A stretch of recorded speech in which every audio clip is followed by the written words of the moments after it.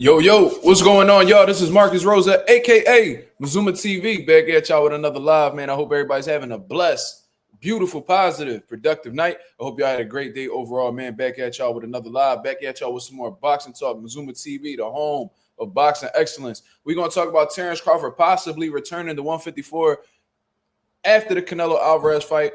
We're going to talk about Sebastian Fundora beating the dog shit out of Cordell Booker. And then we're going to talk about Xander Zayas wanting all of the smoke. And, right after I created this live and, made the announcement on YouTube and shit like that, the WBO has now ordered Sebastian Fundora to face Xander Zayas. You feel what I'm saying? So we definitely going to get into that. What's our thoughts on Xander Zayas becoming, Sebastian Fundora's mandatory? And who do you got in that fight? You feel what I'm saying? But until then, we're going to let a few people get up in here. Y'all hit the like button. We already got 6 people in the building. We need 6 likes, y'all. Let's get it on and popping. Let's get the algorithm on the up so the people know that Mazuma TV is live. Shout out to my boy Chris Maldonado. He said at work for 13 more minutes. What up, Mark? That 13 minutes be taking a long-ass time to go by, don't it? Shout out to my boy Chris.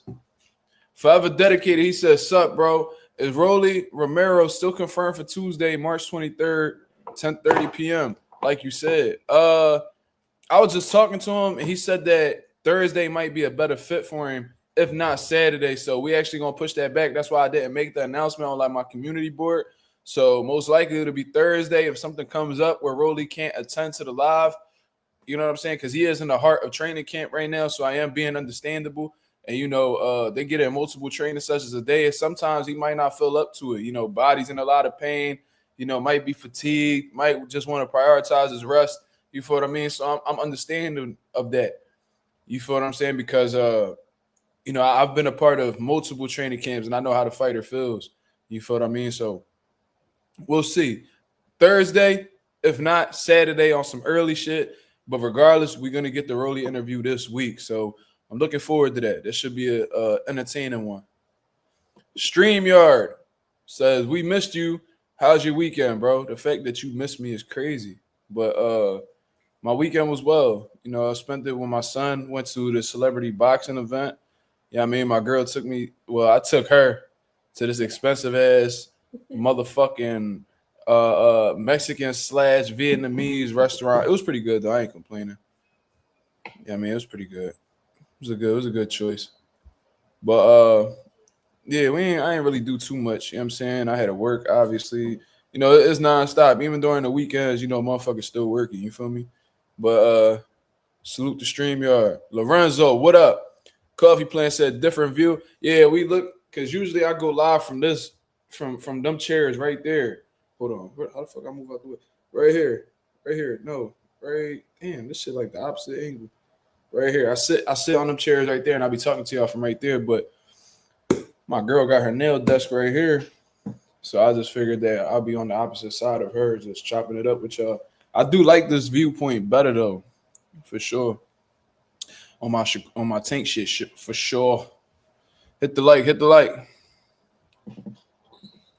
Nah, the Rolly interview is solidified. You know what I'm saying?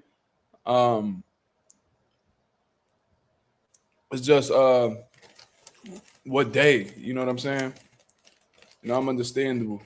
I'm understanding of his situation. I've been through that.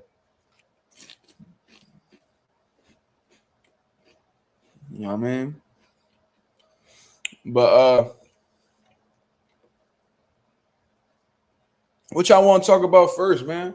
What y'all want to talk about? Y'all want to talk about Sebastian Fundora beating the shit out of Cordell Booker? We're going to talk about Elijah Garcia getting a motherfucking gift against Terrell Gachet. And while that might fuck him over, in all honesty, what we talking about? Jordan Rules, what up? I ain't see you in a minute, man. What's going on? He said, shout out to Mazuma and shout out to the Sweet Science. Absolutely. Shout out to the Sweet Science. That's a beautiful comment right there. Salute. Best sport in the world. Ralph, what up? Let me get my boy Chris Maldonado a wrench, man. I know him personally, so I know he ain't on no weirdo type time. You know what I mean? I actually ain't see Chris since high school, and we ain't really chop it up that much during high school, but cool dude for sure. Let me get him a wrench. Yeah, I mean, we get this shit on and popping. But all right, the boy Anonymous, he the first one to answer the question. He says Terence Crawford. So shout out to who was the reporter that actually interviewed what what does the wrench mean? He was just able to like block people, you know what I mean? Just moderate the chat, shit like that. You know what I'm saying? You standing out from the rest, you feel me? But let me see. Let's go back to this interview right here that Terence Crawford had done. And his name is Manok. What the how the hell you pronounce his name? He did an interview with Terence Crawford. This is about a 23-minute interview, so it's a good lengthy one. I think his name is Manok a Copian. Listen, I don't know how to say that dude name, but I appreciate him for putting up the content. He had a good interview with Terence Crawford. Terence Crawford looking heavy than the motherfucker, looking muscular, not looking fat or anything or out of shape or anything like that. So Terence Crawford, he just got some good genetics, man. He carries the weight real well. And you know, he's sitting there like he's just sitting back, leaning back in the chair, and he motherfucker look diesel in the motherfucker. So he already getting ahead of the curve in terms of, you know, preparation or getting his body accustomed to being that heavy. You know, the last time that I had checked, Terence Crawford was around 186 pounds. You know, so in all honesty, he a cruiserweight right now, not a real cruiserweight. You know, if we being technical, but you know, he's letting that weight sit on him, I guess, till you know September. I'm guess you would say, and you know, he's just getting used to carrying that heavy weight. You feel what I mean?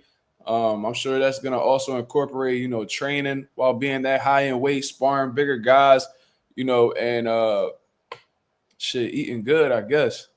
I would like to know how Terence Crawford is gonna approach this weigh-in. Is he gonna come in lighter? Like, is he gonna come in like 65, 64 so he can have some type of, you know, agility or, you know, at least keep some type of speed on him? Or is he gonna fully or is he gonna come in the full limit of 167, 168 pounds and you know still feel strong and you know sturdy and shit like that? You feel what I'm saying? That's gonna be interesting to see how he approaches that. That's gonna come down to him and his team and what they feel is best. I guess they'll know in camp how the way they feel. You know what I mean? If they feel good, strong, they feel like they could, you know, carry the full weight into the ring that night, then it is what it is. But if they feel like they'll have more of an advantage coming in, you know, slightly lighter and not, you know, rehydrating too much, I guess that could work too. You say you hope Bomac got a good game plan. I mean, yo, Bomac is a world class coach, man, and it's not just Bomac. You know, he got Coach Red. You know, I think the Mexican dude's name is Saul or something like that, man. No disrespect, man. They just don't be talking all like that, so I don't be really knowing their names. But it's a good. He has a, you know, Bernie the boxer. I'm sure contributes. Did this nigga Rolly just wink at me? Did this nigga Rolly just wink at me? This nigga sent me a text and he winking. I'm probably watching. This nigga Rolly just sent me a text winking. Better stop playing with me or I cancel this motherfucking interview. We ain't doing none of that. We ain't doing none of that weird shit over here. He nigga sent me a wink emoji. What type of time Rolly on? That's funny as shit. Shout out to Rolly be tripping, bro. Man, get out of here with all that. Crazy as hell. That sound like some Rolly shit. But nah, get back on Terence Crawford. Damn, that Spanish music drawn, bro. I better not catch a copyright because niggas want to be hood rats in these streets. What?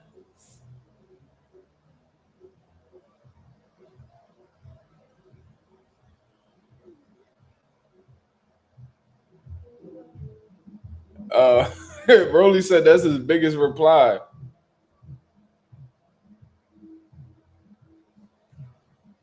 He said that's his biggest reply. Look, he got a history of sending niggas the wink face. This nigga sent me his whole track record sending wink faces. What you. He wildin'. But all right.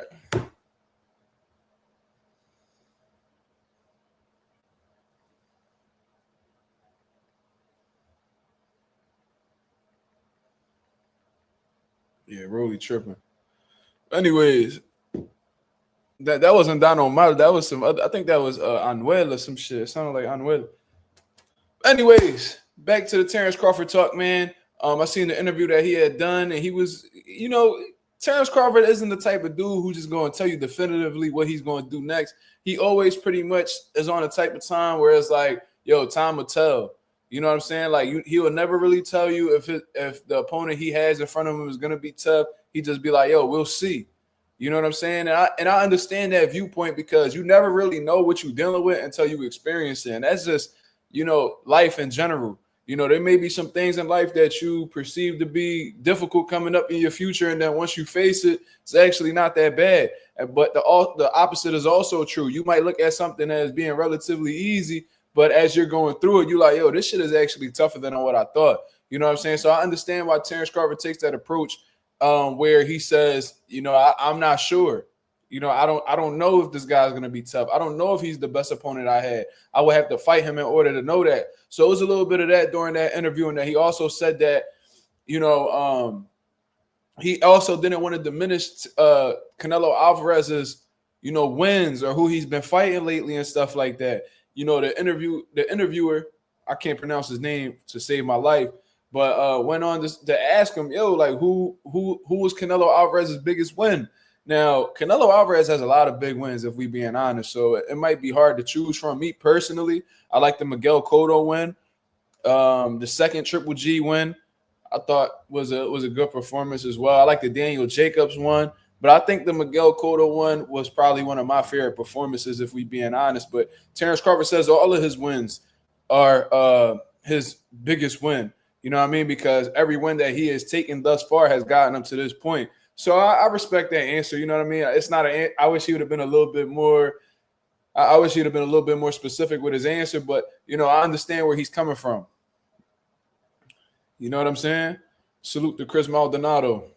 Forever dedicated said Triple G. That's a good win. That's a good win. I thought he lost the first one. You know what I'm saying? But the second one, I thought that he made the adjustments necessary. He pushed he pushed Triple G on the back foot. And even though Triple G still made it competitive and showcased a good jab and stuff like that, I thought Canelo won the second one. You feel what I'm saying? There's some people that thought he lost that one as well. But me personally, based off of the way I saw it, I thought Canelo did enough to win. The Kirkland KO, yeah, that shit was nasty, bro. But he said the hardest punch he ever felt was Kirkland. And when you watch that fight, Kirkland was letting bombs off right away. And Canelo was like, bro, I got to get him off of me because this dude pressure was relentless. And James Kirkland always fought like that. Like, he had a pause-ass nickname. They called him the Mandingo Warrior. I think that's a little bit of a pause, but but regardless, like he lived up to that name. Like his pressure was, that shit was nonstop. You know what I'm saying? But I mean, Rolly laughing at me. He must be watching the live. But anyways,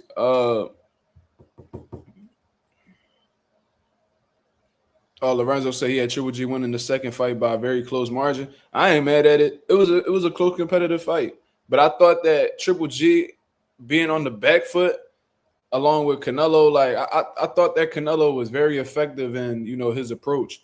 You know what I'm saying? And I thought that he landed some good body shots. It was some good counters he mixed up in there as well. Triple G definitely had his moments and could have stole a few rounds that could have, gave him the win. But I like Canelo's performance in that one. But I think the Miguel Cotto win is my personally favorite win from Canelo Alvarez. You feel what I mean? But, Terence Crawford, he's not diminishing him. Went out his way to say that he's a fan of him. But not only that, but what stood out to me more than anything was, he didn't necessarily admit to retiring. When I had Bomac on the channel, I brought this up multiple times. He told me personally that Crawford might ride off into the sunset after, he fights Canelo Alvarez. You feel what I'm saying? You think his best win was against Daniel Jacobs? I like that win too. Canelo at middleweight was nice. He had a good combination of offense and defense. Like the upper body movement was on point. I felt like as he moved up in weight, or at least got older, I think he adopted the high guard, defense instead, and pretty much like let go of the upper body movement, because I think it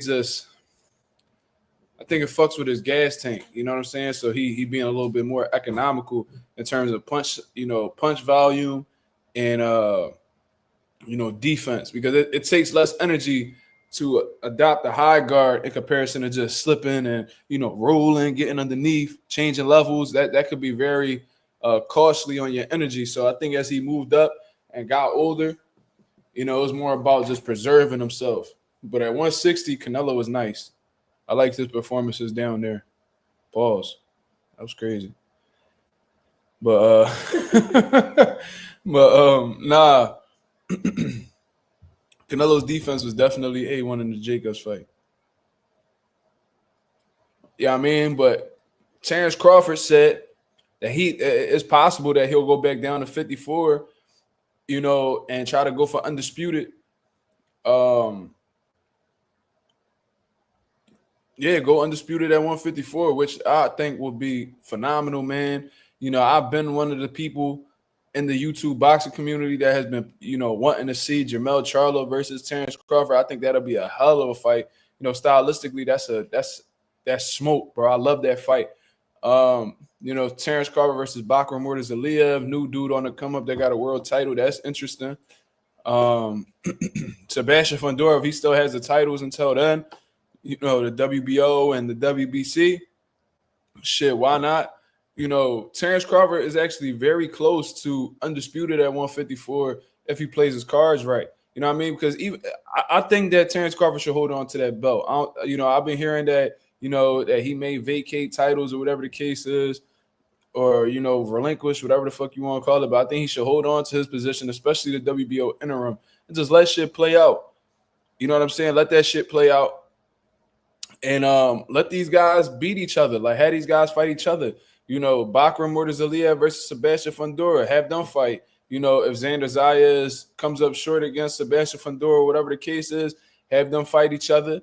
So they could be one man with 3 belts. Terence Crawford could swoop in, fight the guy with the 3 belts, because that fight will make a lot of sense. I'm assuming, especially with Terence Crawford being with Turki Al-Sheikh. That could be another opportunity where he could fight for undisputed. You know what I mean? So even if he comes up short against Canelo Alvarez, he could go back down into 54 and walk into another undisputed fight. And I think that he could beat either one of them guys. I think he could beat Bakram if he uses ring intelligence, his experience and stuff like that. And boxes Bakram, I think he could beat Bakram. Sebastian Fundora, I think that Terence Crawford will stop Sebastian Fundora. I think Terence Crawford's accuracy and his punch and his pop, I think he could do it, man. I think he could break Fundora up and really get him up out of there. Marky Dan said he got Fundora versus everyone. Sheesh, really?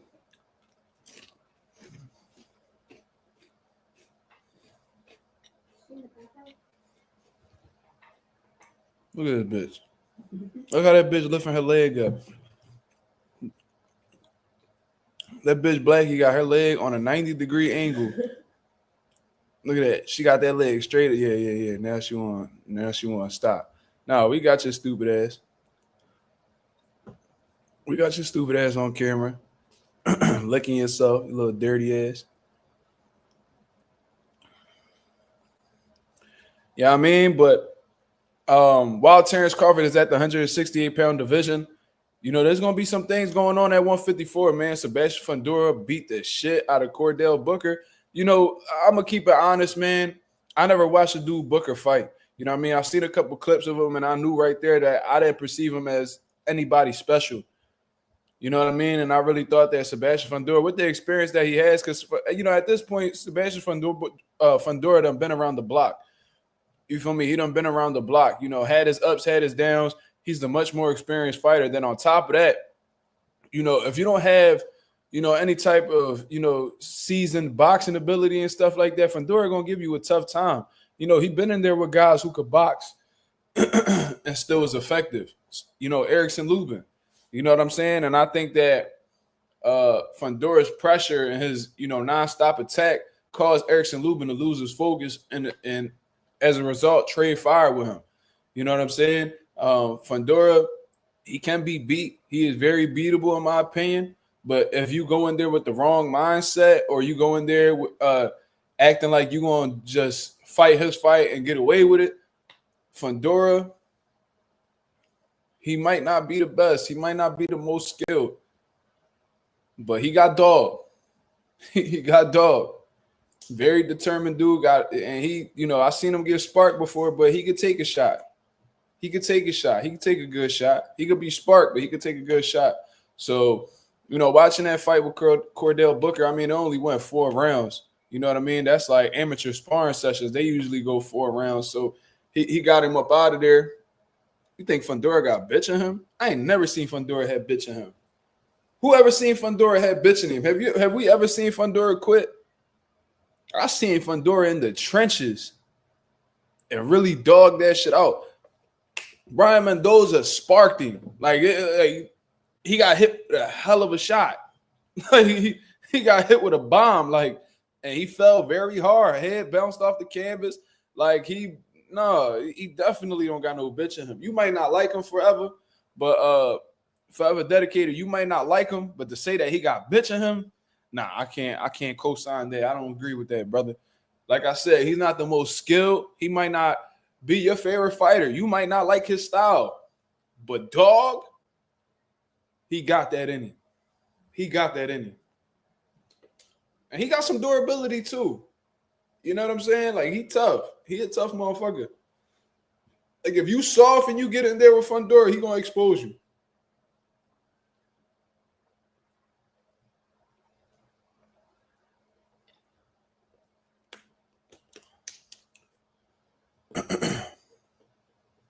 And just because you done been knocked out before, don't mean you ain't got a chin. Some niggas just get sparked. You know what I'm saying? I seen George Foreman get stopped. That nigga had a hell of a chin. Rest in peace to George Foreman, man. Holyfield done got stopped before. Granite chin. I seen Chavez Sr. get stopped before. Granite chin. You feel what I'm saying? So we gotta be careful. We gotta be careful when we make certain accusations. I don't agree. I think he got a lot of dog in him.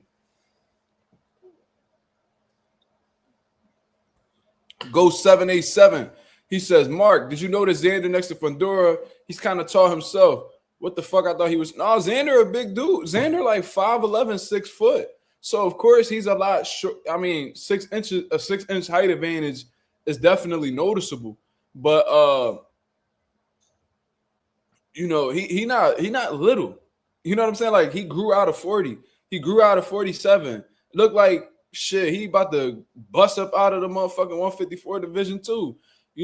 Within the next couple years. You know what I'm saying? So Xander he's not small. Even looking at his frame, his physique, he's not a small dude at all. So, I think he's been acclimated to the 154 division. And, I just think that Sebastian Fundora a freaking nature, bro. To be 6'6" with an 80-inch reach of 80-inch reach at the 154 limit is crazy. It's crazy. But listen, man, I've never seen Xander Zayas at an event that wasn't associated with Top Rank. So when I seen Xander at a PBC event, I was like, all right, there's definitely something going on. That's what I was thinking in the back of my head. That's weird that he showed up. That's kind of weird. Because I always look, and, I perceive Xander to be the type of person where it's if I ain't got business there, I ain't got no business there. You feel what I'm saying? So when I seen him at a PBC event, I mean, y'all could correct me if I'm wrong, but I've never seen Xander at a PBC event. He might have been. I could be wrong. You know what I'm saying? But to see him there on a PBC card, I was like, all right, Xander's either really pushing for a title shot or he may already have it behind the scenes and we just don't know about it yet. And boom, as soon as I'm done setting up this live and I go hit the socials, I'm seeing, according to Ring Magazine, that Xander Zayas has been ordered to face Sebastian Fundora by the WBO. Now, we seen this coming. You know what I'm saying? He was ranked number 1 in the WBO, for a good amount of time now. We was talking about guys that he may possibly fight. I was talking about he could possibly fight Josh Kelly, who was on the rankings at the time, and all these different fights that Xander could pursue, in that sanctioning body to become the mandatory. But he ended up fighting Patrick Teixeira, who's a former world champion. I think he defeated Carlos Adames. He beat him up pretty good. Then he went and in that last fight that he had, broke dude down with volume, pressure. The combination punches was just too much. He hurt dude to the body. Ended up packing him up and getting him up out of there. It was a good performance, but it was also a fight where Xander got his chin tested. And he bounced back. He was able to recover pretty quickly, but it showed that Xander can be hurt in there, and anybody could be hurt in there in reality. But he's shown that if he get hit, he can react negatively to it. You know what I'm saying? So that's what I seen with Xander Zayas, and Top Rank giving Xander the green light, man. They feel like he's ready for this opportunity. The handlers and matchmakers over at Top Rank feels like his style works very well with somebody like Sebastian Fundora. Now, when we look at this fight stylistically, like Anonymous said a little bit earlier, he says Fundora is a rock'em sock'em type of fighter with no defense. Cool. I think we can all agree that Sebastian Fundora is one of them type guys that he'll stand in the booth with you and you can hit him, but he's also gonna hit you. He's a tough fighter, and he usually tries to outwork, out hustle his opponents, out dog his opponents. Now, Xander Zayas is somebody who is fundamentally sound, in my opinion. More responsible with his defense than Sebastian Fundora, but his volume and his work rate is top tier. Top tier. You feel what I mean? Xander not the one-punch knockout artist, but he put them bitches together, and he ain't got no problem letting his hands go for 12 rounds straight. Now, Sebastian Fundora, like I said, he's shown to be durable, and he don't mind getting in the booth and trading with you, but can he really afford to take them type of shots from Xander Zayas, who may not be the biggest puncher, but definitely got enough pop to, get you up out of there with accumulation? That's probably how the way Top Rank sees it. They be like, Xander can outwork this kid. He can outland him. He can outclass him. He could probably stop him off accumulation. If I'm one of the handlers at Top Rank, that's what I'm thinking.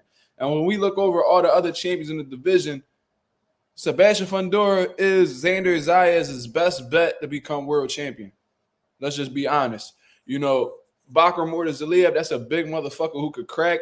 I don't think they really want to put Xander in there with somebody like that at this point in time because, Xander has been performing well, but, he's still very young. And to be honest with you, he's pretty green. He's pretty green. Resume isn't the deepest. Hasn't fought the most credible names at this point. And I don't really expect him to be honest with you. But, if we're talking about championship level guys, for Top Rank to be really confident to put him in there with, dangerous champions, they actually got to see like some type of paper trail that'll make them as a whole believe in Xander. You feel what I'm saying? And they haven't really seen that yet. They haven't really seen Xander face any type of adversity, come off the canvas, lose on the cards. It's been smooth sailing. It's been smooth sailing for Xander thus far in his career, if we're being honest. The most adversity that we've seen him go through was him getting his chin tapped, against his previous opponent.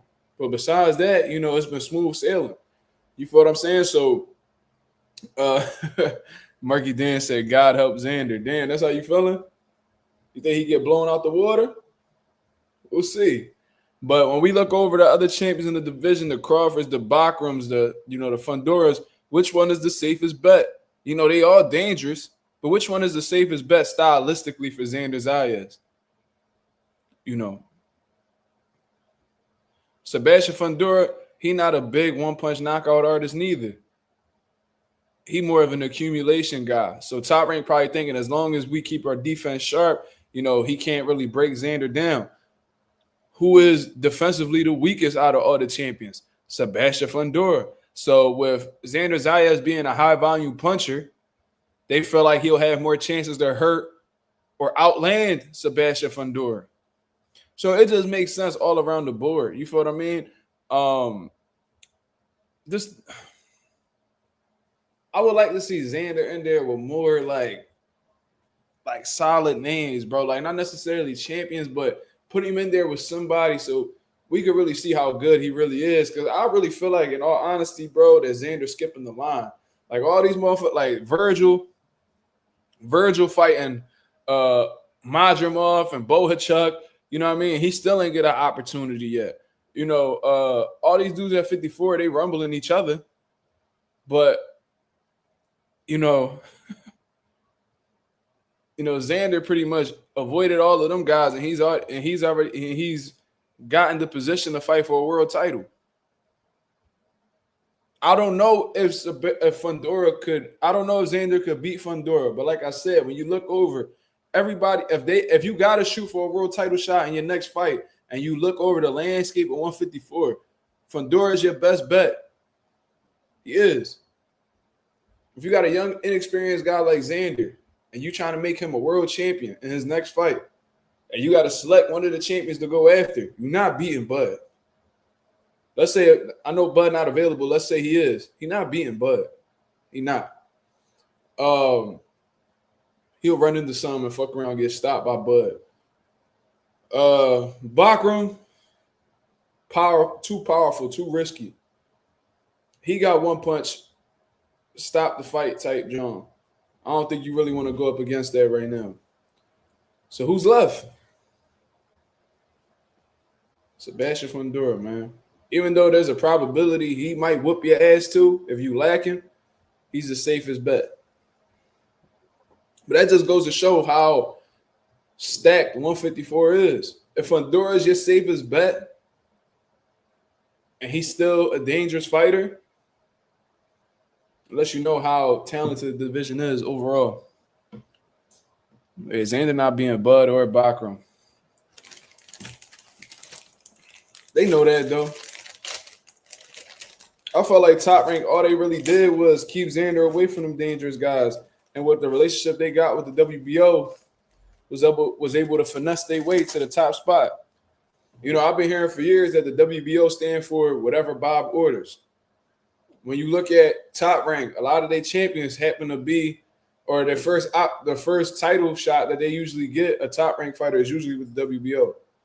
I don't think that's a coincidence.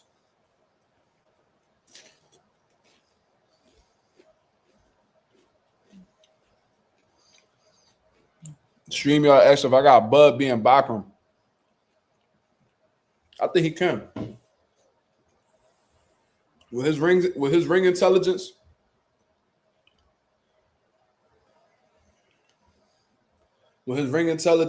you know, I guess you could say like ring savviness, his experience. I think Bud could. I think he got outsmart Bakram. If he fights an intelligent fight, he got outsmart Bakram. I think he could outclass him. I wouldn't advise Bud to go toe to toe with Bakram, but I think Bud has the tools to, you know, hit and not get hit and outbox Bakram. Bud's got sneaky power, so he could probably hurt Bakram too. But I think that fight right there, you gotta be on some hit and not get hit shit.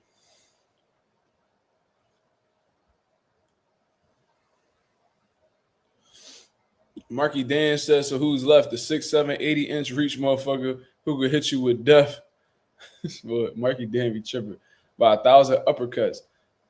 Hey, man. But like I said, you know, what's going to make that stylistically interesting is that Xander's a high-volume puncher too. He's a high-volume puncher too, but the difference is I think that Xander is more defensively responsible than Sebastian Fundora. But what plays in Sebastian Fundora's corner is his experience against, you know, high-caliber guys, or at least better guys than Xander Zayas has faced in his career. So, you know, I think the experience goes in Sebastian Fundora's, you know, lane. But I think stylistically, Xander has a solid chance. You know what I mean? I think he has a solid chance.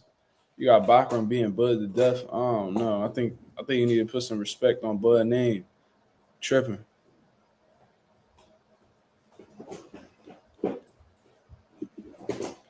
We really don't know who beats who at the end of the day. It's our opinion. It's another game when they are in the ring. I saw it a lot in boxing, as I'm sure y'all have too. Absolutely.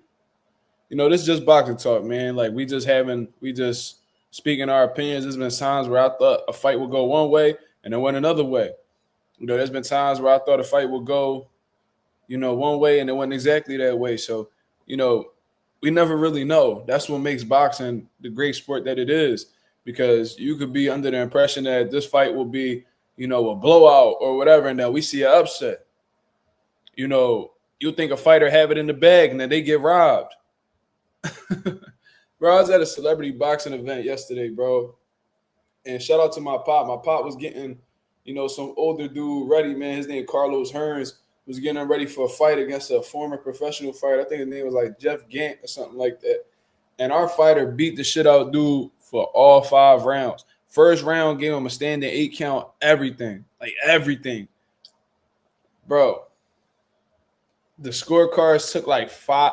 Bro, after the fight was over, bro, it took like 10 minutes for the judges to put their scorecards together. I said, bro, this is not a good sign. When the judges take forever to submit their fucking scorecards, bro, you already know some bullshit in the bag. Bro, they robbed the shit out of my dead fighter, bro. They only, like 2 judges literally gave him 1 round, and the 1 round was the one he gave the boy to stand the 8 count in. And I'm like, bro, the dude didn't land anything the whole time.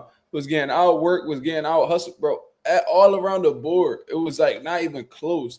The dude landed like 1 good right hand in like the 3rd or 4th round, but like he didn't even win that one. So I'm like, bro, how can? And then when we asked him what rounds, he won and shit, they couldn't tell us, and then they claimed they were celebrity judges. Bro, this celebrity boxing, but y'all niggas ain't no fucking celebrities, cuz. Y'all ain't nobody. Who the fuck is y'all? Bro, the most famous person. You know who was the most famous person they had in that motherfucking event? It was literally some woman by the name of Ola Ray. Now, Ola Ray was Michael Jackson's girlfriend in the Thriller music video. So when you see that Thriller video and you see Michael Jackson, hugged up with a girl, she was at that event. That was the most famous person there. Besides that, like, what the fuck is y'all talking about? Y'all celebrity judges. Who the fuck is y'all? I'm more known than y'all niggas. I ain't no celebrity. Shout out to the nation and the mob. Fuck they talking about.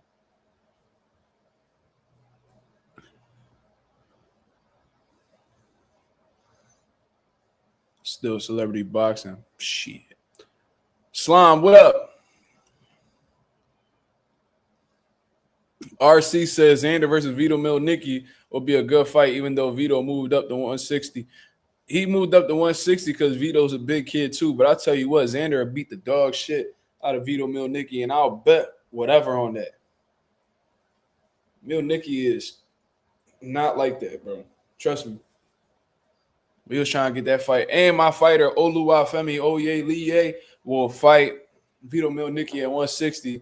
And if that were to ever manifest or come together, I'm willing to bet anybody Femi will beat him the fuck up. We've been calling for that fight. He trash. Mastermind 96, what up, baby? What's on your mind? What's on your mind, Mastermind? Talk to me.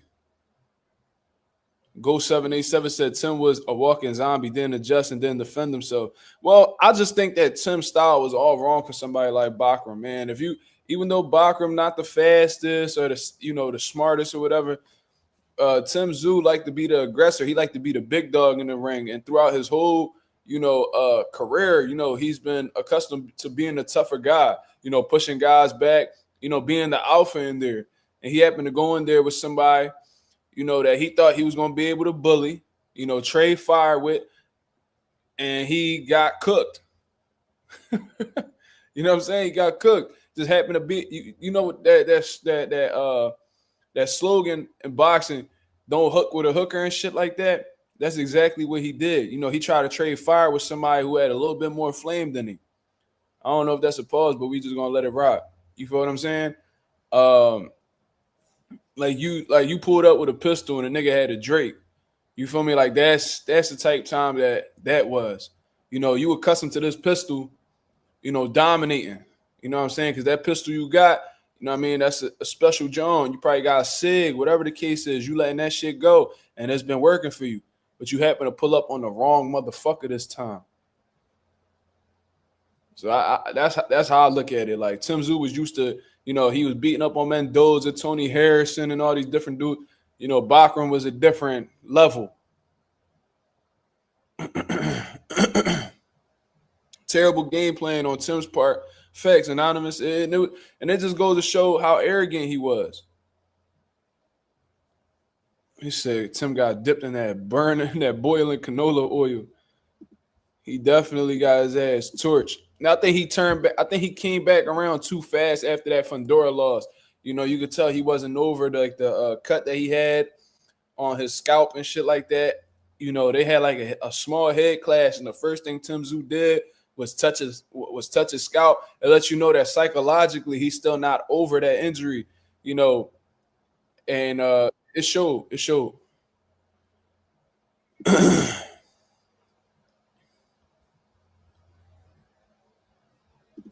Yo, Mastermind, what up? Hey, Mazuma Boxing TV, man. How you doing, young brother? I'm chilling, bro. How you? Man, I just got off work, man. I seen your program just came on. I said it got real. We got a lot of homicides, a lot of hip hop artists going to prison. I said I can't wait to talk to Mazuma. Yeah. Oh, yo, Anonymous, what you mean by the PBC care that happened? What are you talking about?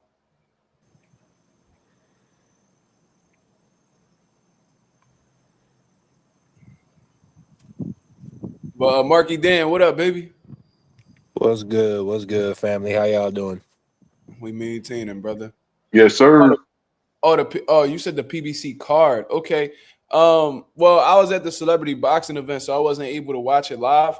But the two fights that stood out to me the most, obviously, was the Elijah Garcia Terrell Goucher card, along with, you know, obviously Sebastian Fundora and Cordell Booker. Now, I'm not going to say too much about the Fundora and Cordell Booker fight. That was a terrible fight to be made in the first place.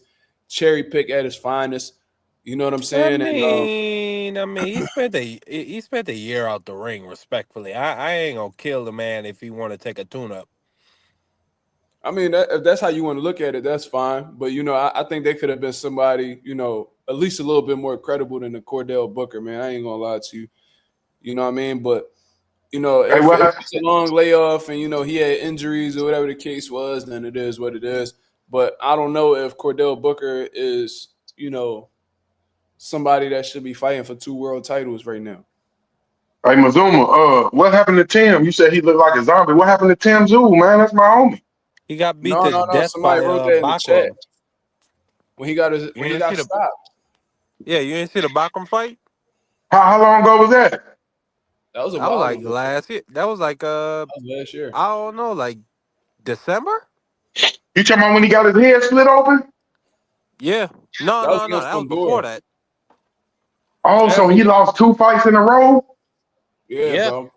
Oh my God, man. Damn.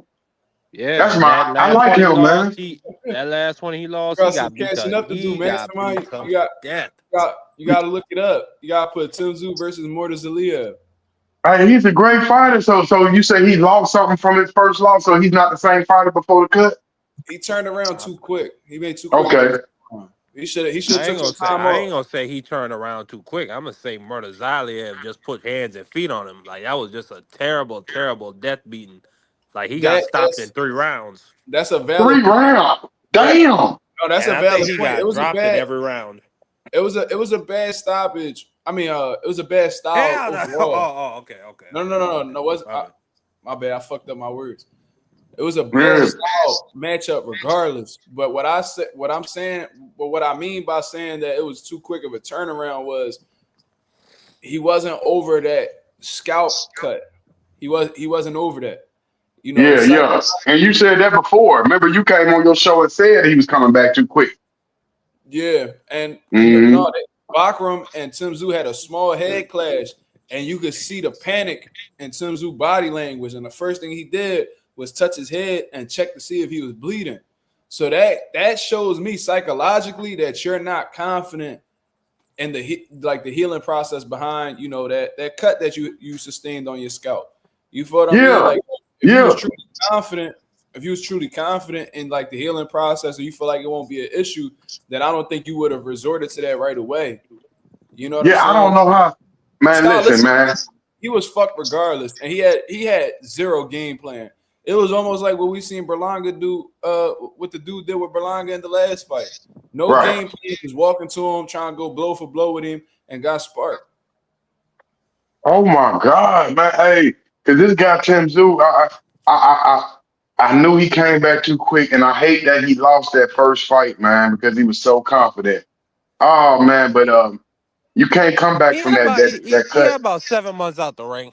I don't know if that's enough for like because that was Nah. a terrible gash he Yeah, had on you his need head. a I don't cut. know You if need a that's enough. whole year. 1 year. 1 year, man. Uh, That was man. And you talk and then don't forget we lost George Foreman from Houston, Texas. Y'all remember George? Yeah, we spoke about it in the last live. We went Oh, live okay. we went live that same night that they announced him passing away. You know what I Yeah, mean? But Mazuma, he was a gold medalist. He won the gold medal. yeah, I think he came into boxing at 17 years old too. Yeah, he remind. I think a little older than that. I think around 20. He came straight out of Job Corps. Was learned how to box in Job Corps. In 24 fights, he won the gold medal. Just That's 24 amateur phenomenal. fights. That's That sounds like phenomenal. Deontay Wilder, don't it? Yeah, Well, Wilder got the Browns in how many fights? I don't know, I but think the same amount, maybe just a little less. I mean, you talk about a killer. He was a killer. He was the first Mike Tyson before Mike Tyson. He was like Sonny Liston, the second Sonny Liston, Yeah, that's right? what I was gonna say. hmm But nah, you see, they said that George Foreman learned to box at 16, won Olympic gold when he was 19. oh my God, That's fucking crazy, bro. yeah, one of the best to ever do it, Bazuma. One of That's the best to ever do it. bro. You start boxing and 3 years later you a gold medalist, like What the hell is that? Who is that? Fresh Prince of Bel Air? Who did that? that's goat shit, man. That's Yep, goat. GOAT. That is. First ballot Hall of Famer. Shout out to Yep, Job yep. Corps. Yeah, Job Corps. Like my boy Lorenzo said, he said, shout out to Job Corps. I took my I don't know what that says. What is that? Oh, ASVAB. I don't know what that is. But Yeah, regardless, he said I was taking accounting classes there. Yeah, shout out to Job Corps. Anybody that put yeah. somebody in position to be successful, salute. Yeah, salute, Bazuma. Like you said, I agree with that. Uh, Uh, he, hey, Nassim Richardson, he from your city, Bazuma, Philly? Brother Nazim? Yeah. Yeah. Yeah, man, I like him, man. I thought he worked with Foreman He before, but passed I'm a couple like, years ago. yeah. yeah, It's a he's a lot of great good trainer. It's a lot of good brothers who just need an opportunity like that, and Foreman was one of them because he really came from poverty. He came from the poorest, most struggling district in Houston. Had to be stealing from the time he was young. Came from with a Yep. single mother, had I think 7 or 8 different siblings by herself. Couldn't support all of them. I think he might have been the oldest. So So he when you came become a that came with millionaire, a lot of anger too, especially so being black during that time. so that's why you lose all your money. You have to support all your siblings once you become a millionaire, and you got to pay for all those cars and house notes and rent That and a divorce. Because and a those women in the divorce. 70s, golly, they were brutal. They Yeah, basically yeah, hide the kids from the man. yeah, yeah. I You like said Robbie Gibbons George though. Foreman went through a divorce? Yeah, with his first wife. Oh, I didn't know that. Yeah. The second wife he got was when he became a pastor. Yeah, that was the one that liked him in the church. See, he watched the movie, didn't you? Yeah. But no, I watched the and they movie. got documentaries out about Foreman and his life.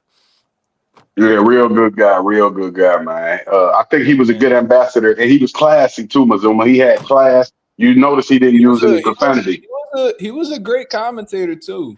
Wasn't he? Wasn't he telling Mazuma about his commentating, man? That was one of the best. Him and One of Roy. my favorites. Oh, Whenever absolutely. whenever I spoke about, if I had, because we was talking about it on the live before, we was like, yo, if we had to create our own like commentary team, who would you Okay. pick? George Foreman was on my list. Yeah, George, Then Roy, and who else? I like Andre Ward. Well, the lead man for me would definitely be Jim Gray. It's Jim Gray, right? He was Jim the Lampley. original commentator for HBO, right? Jim Lampley.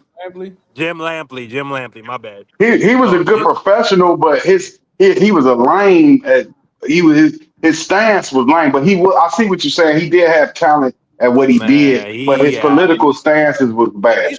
The man, HBO team was solid. all that is cool. All I know is Jim Lampley. When it gets to that heated action, that fight, ain't nobody better at calling that than him. Yeah, I give you that. Regardless how you feel about him, but I think I he a give you bitch that. for real. I think I he a give you bitch that. for how he treated Floyd. I fuck I with give Jim you that. Lampley and I fuck with Max. Max Kellerman, he was I the fuck with best. Max. I fuck with Max, but I like Larry, even though I think Larry a bitch too. I like that Larry, he ain't afraid to press them fighters after the goddamn fight. Max was scary Max, as hell. yes, but Max was the most knowledgeable commentator we think we Yeah, ever had. that's what I was gonna say. He was an intellectual of the sport, bro. Like, Hmm.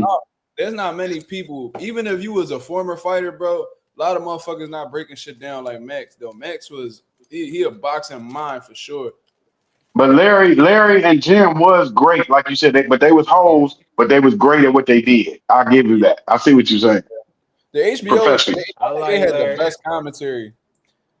I like Yeah, that they, Larry.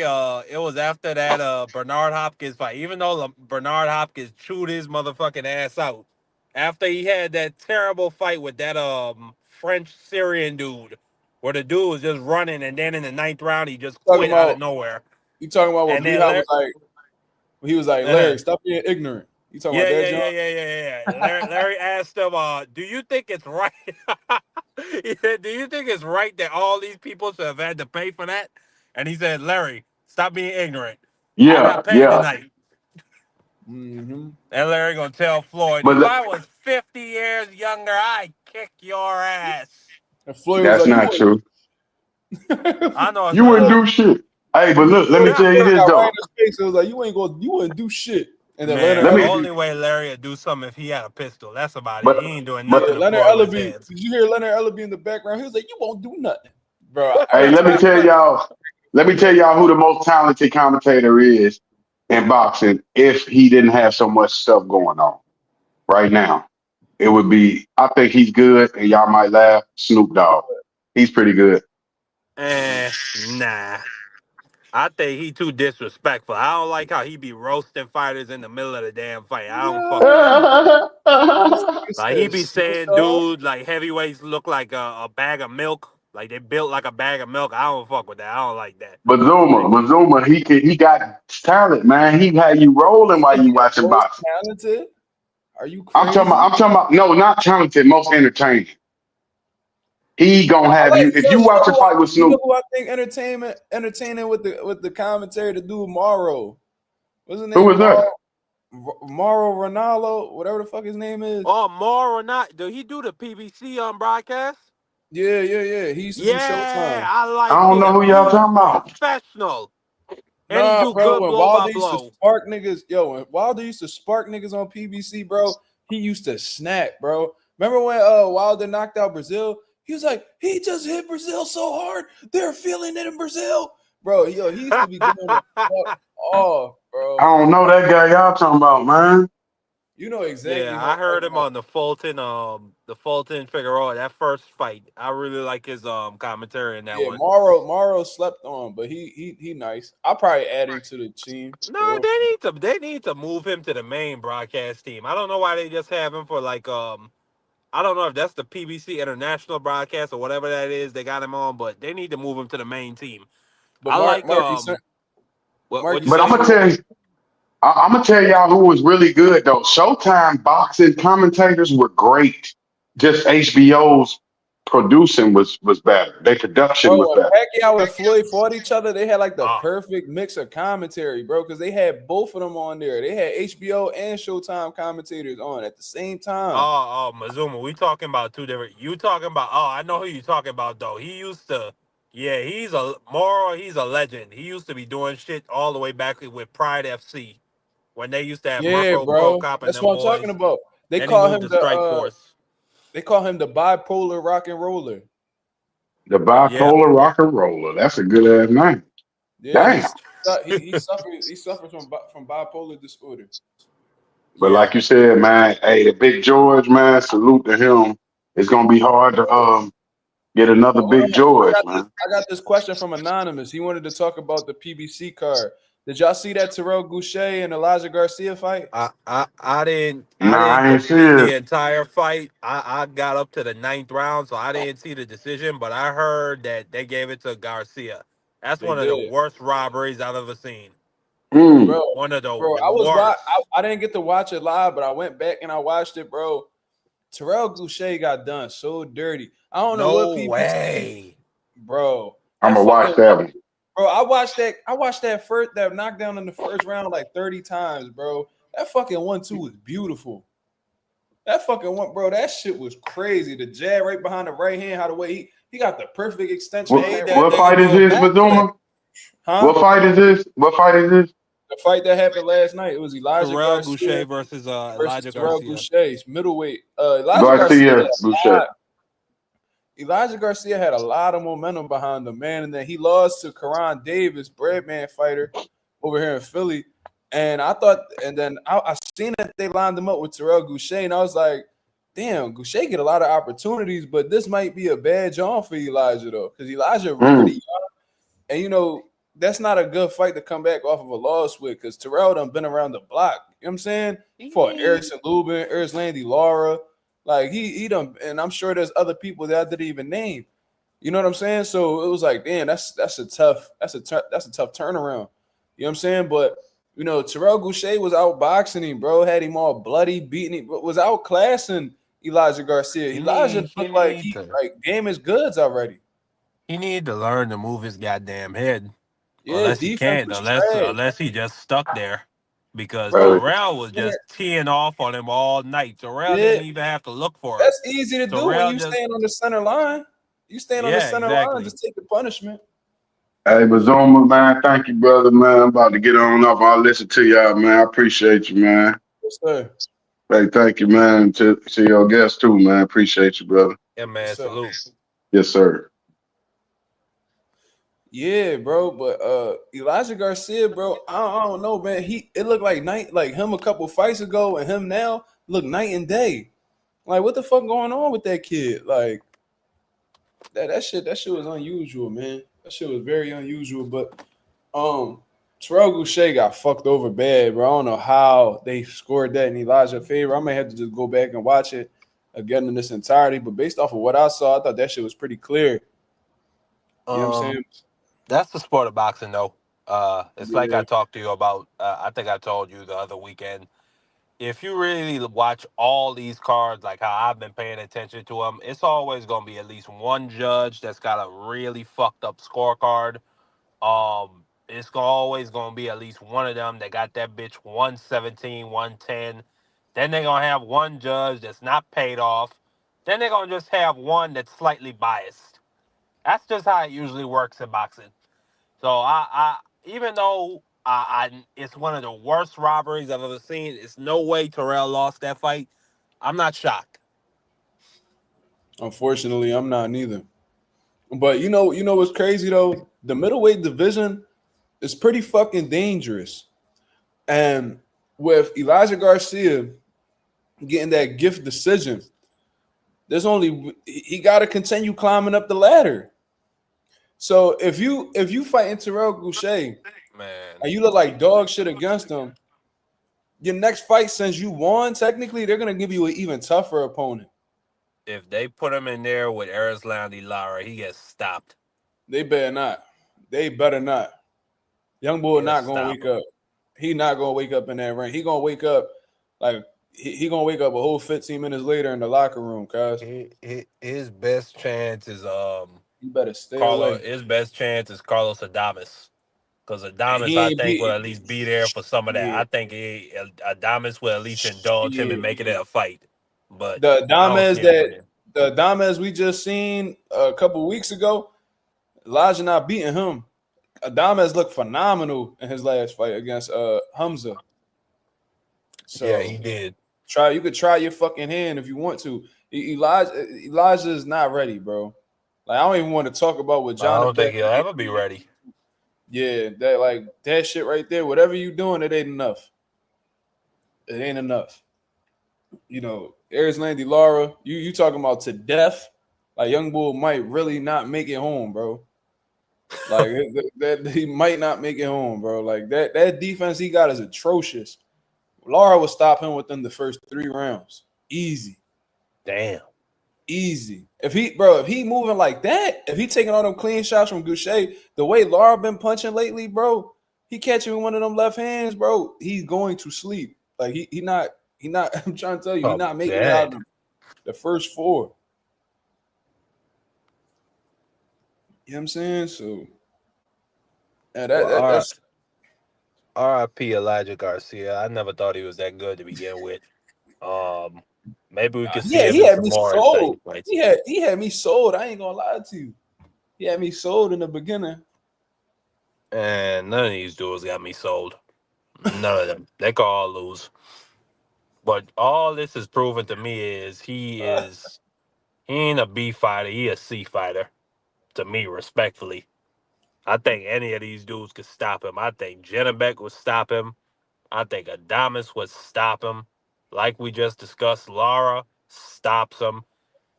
I don't really see nowhere where he fit in, where he could make a little lane for himself. He That's moves what to I'm saying. I think it 168. was better It's off. I even think it was worse. better off giving him the L because at least he could, step back, takes, lighter competition, build himself back up. It was better off giving him the L. But since they gave him the dub, now he gotta fight somebody better. Now he really gotta step it up. He that not all money good money, cuz that situation gonna fuck him over. I'm telling you. StreamYard said it's Danny retiring. From what I heard, Danny Garcia gonna do one more fight and then he done. Why? I don't know. That's just what he said. Will it be at 160 where he just got violently pummeled? I'm I asking hope a not. serious question. Jesus. I know shit. The truth funny sometimes though, but I hope not. I mean, I keep hearing this motherfucker keep talking. Oh, I got all these real estate investments. So why you keep fighting? Like you just enjoy getting pummeled? Yeah, you don't want You're that. not gonna win a title. You just fought for one. You saw the difference I'm gonna tell you between you and something. that shit. I'm gonna tell you something. So, Danny pulled up to one of the fight cards that we had a couple pros on. He walked in, and he was chopping it up with one of my dad fighters that's cool with him. They was like, "Yo, man, you fighting Lara? That's for real." This was months before he fought Lara. He was like, "Yeah, man, we just trying to find a date, right?" And I was like, "Damn, Lara, a tough fight." So Lara, a tough fight. He was like, "Yeah, but he, you know what I mean? We about the same size though. Like, I feel like I'm just as big as him." And I'm like, okay, all right. You know what I'm saying? So I just let him get his rocks off and shit. So that's what Danny was saying. And he was talking about how, you know what I mean, it's gonna be for a belt and all this shit. And in my head, I'm like, well, Lara got the middleweight title right now. So you're gonna be fighting him at middleweight. So when I found that out, I was like, yo, Lara's gonna, and I said, Lara been knocking people out lately, bro. He touched Danny with that left hand. He gonna stop him. I said, Danny ain't never fight at 160. He ain't never fight no big niggas like that. And even though Lara not that big, he acclimated to the weight class. He not. So I knew that shit was gonna be a recipe for disaster and shit. You know what I mean? And that was embarrassing, bro. That was My embarrassing. my thing is, Lara didn't even have to do nothing complicated with him. It was just rinse, wash, repeat, step back, jab. Cause Lara's a southpaw, right? Yes. Yeah, so it was just step back, right hand, right jab, step back, hit him with the straight left, rinse, wash, repeat. Anytime Danny get too close, tie him up, reset. Danny couldn't do nothing. That was just a terrible style matchup for him. He'd have a better chance with a Carlos Adames or one of them dudes at 154 like Backwell or Fundora. But Lara, that's just terrible. And then we saw what happened to him. He got violently beat up, pummeled, like I said. He got beat to death. I don't know why the man would want to come back for even more. I don't know who he's gonna fight. I mean, maybe it'll be a retirement send off. I think maybe. It's gonna be a light touch, and then he riding off. That's what he said. He said he gonna fight. He gonna take a light John, and he done. Oh, okay. Well, in that case, yeah, take a little light touch. Maybe do it in your hometown. Maybe Atlantic City, wherever it'll be. Get He that said out the that. way. He Then said he ain't retire. want to go. He said he don't want to go out like that. You know what I mean? Like he don't want to end his career like that. So he want to do one more, and then he said he's just gonna stick to promoting. Well, You know what I'm don't saying? fuck around and I get was, stopped by the light touch. That's all I know.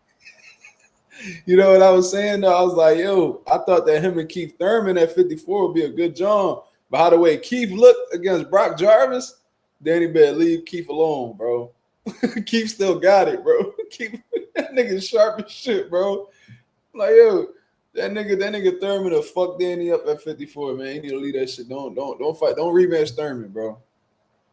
You couldn't beat him at 54. Now that y'all older, I mean, you couldn't beat him at 47 when y'all was young. 54, you're not beating him when y'all older, man. To leave Keith alone. The way he did Brock Jarvis, bro. Keith still looks strong, fast. Respectfully, Brock Jarvis fought at 126 in 2021. I mean, Yeah, this was set up for Keith. I think Brock was on the juice, bro. I really think Brock was on the juice, cuz I swear to God. Swear to God. Like for you Then to that I low and ca- then you got 54, you all chiseled like that, bro. I don't know. That shit was kind of weird. I can't remember who it was, but he got knocked out by Liam somebody at Paro. 140 in one round. Liam Paro. Yeah. So Hmm. it's a good win for Keith. Keith been out for A what, good 3-4 turnaround. years now? 3 years, yeah. Yeah. So I mean, It yeah. was it was easy work. It was easy work, but I'm talking about like the abilities he showed in there. He still had some speed, good jab. You know what I mean? Explosiveness still there. You know what I'm saying? So he showed me more than what Danny showed me in his last fight. So I think Danny need to stay away from Thurman for real, for real. But that'd be some good money. Well, That'd be a I good wouldn't mind. I wouldn't mind seeing Earl Spence against Keith Thurman. I think both guys are pretty much past it at this point. There's no reason the fight can't happen now. that's exactly what I was saying. But Earl's still holding grudges because Keith ain't give him an opportunity. But I now it's mean, like listen, Earl got to put money on his homie's books because I'm sure it's a lot. It's a lot coming out from that yellow bastard. He doesn't want to. He doesn't want to really come out.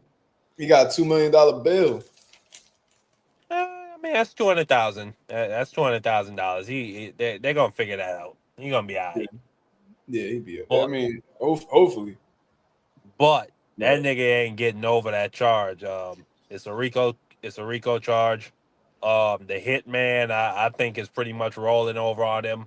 So he's gonna need Earl to support him basically for the rest of his goddamn natural life in there. And part of that is gonna be Earl needs to keep fighting, regardless of the fact that Earl is going blind, regardless of the fact that this man has dentures like an old man. He gonna need Earl to keep producing money for him and for himself.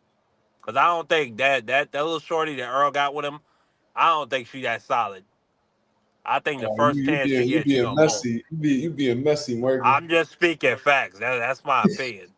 That's my opinion, bro. I'm speaking facts. That's my opinion. Either which way you want to look at it, I'm speaking facts. I'm speaking facts. That's my opinion. That's funny. But on a serious note, um, I don't know. I think Earl should focus his resources on business outside the sport of boxing.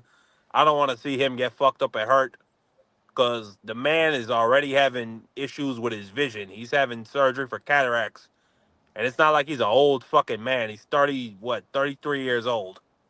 So nah, he don't need to keep boxing. I think, if anything, he should open some smoke shops around his city. Open one in Dallas. Open another one in Yeah, Houston. he probably could Open open one his in own medical marijuana joint. They said exactly. they Sell said flowers, sell edibles, sell shrooms. Once you open those 2 locations in Texas, you go nationwide. That's what you need to do, Earl. That's what Danny need to do with his goddamn real estate. They don't need to be fighting and getting pummeled, in my opinion. yeah. Danny Thurman, Thurman and Spence is a fire ass fight though. I ain't gonna lie to you. Like right now, that's they both their best bet. You know what I'm saying? Like y'all ain't got shit going on. Y'all niggas ain't getting no world titles anytime soon. So y'all might as well just go ahead and rumble each other. That y'all both y'all biggest money fights right now. You know what I mean? Earl had this Fundora fight in front of him. He pulled out talking about he wasn't ready. You know what I'm saying? This nigga was in Tokyo doing God knows what. I don't know what the fuck he got going on over there. Keith Thurman, he coming off a 3-year layoff, just beat up on a bum in Australia. I might as well go ahead and get that shit popping. And Earl talk about he don't like tune-ups. Go ahead to fight Thurman. Thurman ain't no fucking tune-up. I So think that would actually do pretty decent numbers on pay-per-view. I think the Earl Spence fan base that was completely crushed and defeated after the Crawford ass kicking, nigga be I think talking they would be reinvigorated at the idea of him and Keith fighting. And I think a lot of people that we never knew was Thurman fans, I think they'd be coming out of the woodworks. I think this would be like a revitalization because they just been in hiding, or not even in hiding. They just forgotten. They just never had a reason. This is a goddamn reason. Keith Thurman versus Earl Spence. Those people are gonna be coming out in droves. All these fucking hidden Keith fans we never knew. them niggas gonna come out they hole because Keith Thurman fan base left like 6 years ago. Shit, 9 years ago. The nigga fought 7 times in the past 9 goddamn years. That's fucking crazy. That's a crazy stat, bro. That's a crazy stat. StreamYard said I thought you fuck. I do fuck with Spence. I like Spence. But what I ever say? What I say bad? I ain't say nothing bad about Spence. Why would you ask that? I think that Thurman and Spence is a good fight right now. They ain't got shit going on. Spence had Oh that, well, that he's unification fight. asking. He said, "Do you think Spence is finished?" Uh, I won't know until he fight again. I mean, he I got think he finished. brutalized. He got brutalized against Crawford, bro. That should take a lot out of you. Then you talk about the car accident, eye problems. You know what I'm saying? That he was supposed to rematch Bud, but then he had emergency surgery on his eyes and shit. Look, he got a lot going on. You know, based off of everything that's in front of us, we might have seen the best of Earl Spence, you know, years ago. You know, I don't think he's the same Spence anymore.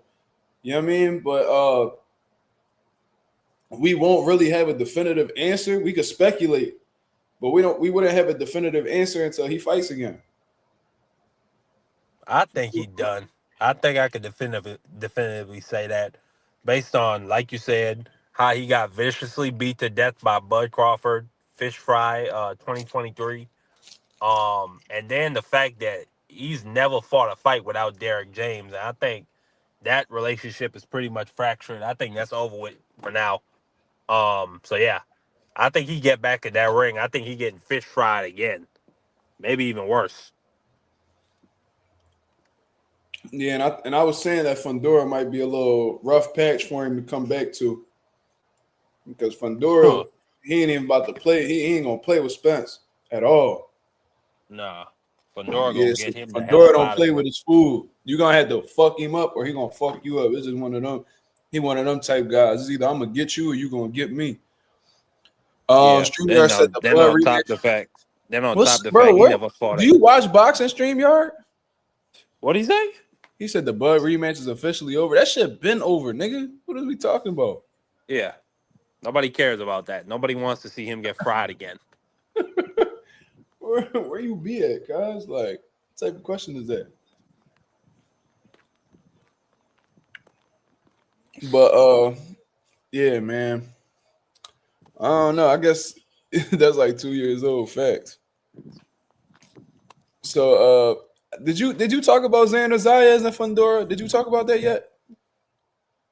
I believe we did. Oh no, Did I you? didn't talk about it up No, here yet. I wanted to hear your opinion on it. Yeah. Yeah.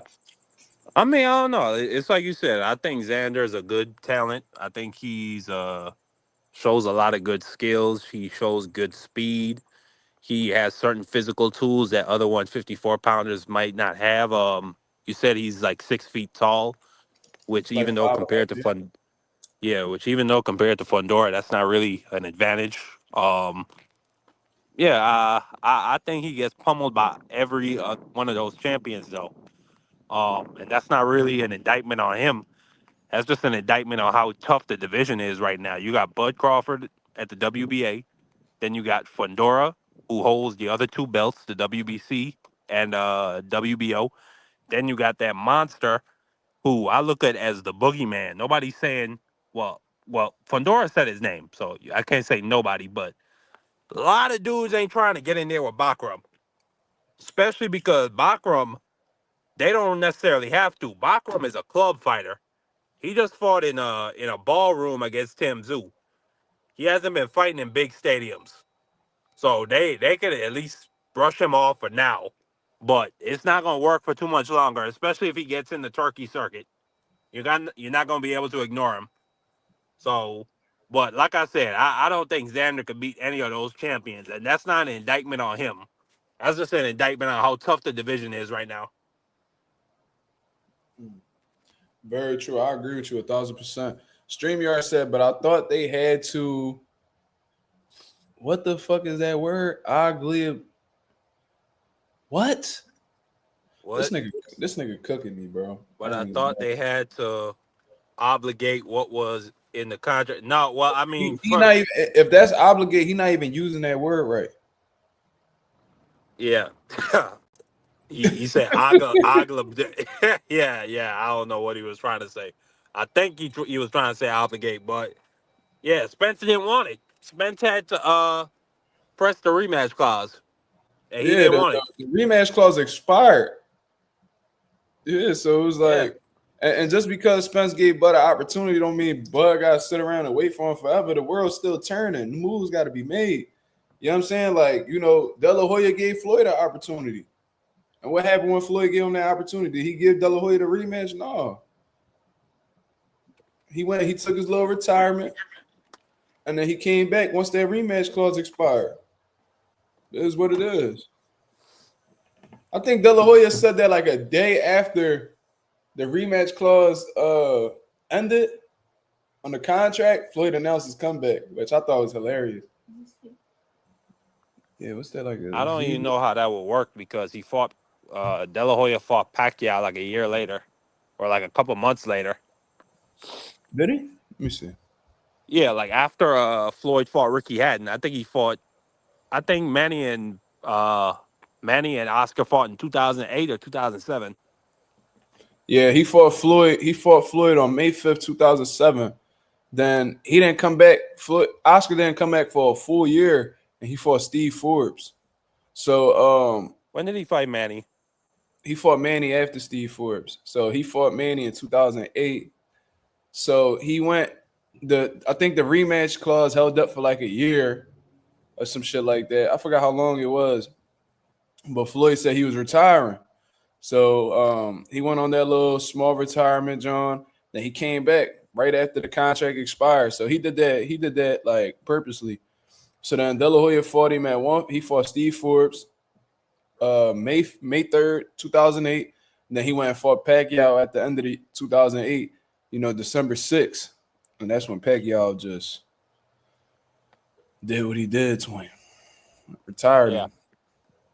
Nah, that's when Pacquiao Mania exploded. That's when he was just beating everybody to death. He was moving from weight class to weight class. He didn't give a fuck who was in front of him. He was gonna beat you to death. Yeah, bro, that Ricky Hatton knockout still one of the scariest knockouts I've ever seen. Yeah. Even though I still think he got the dregs of Ricky Hatton, he still put the man to bed.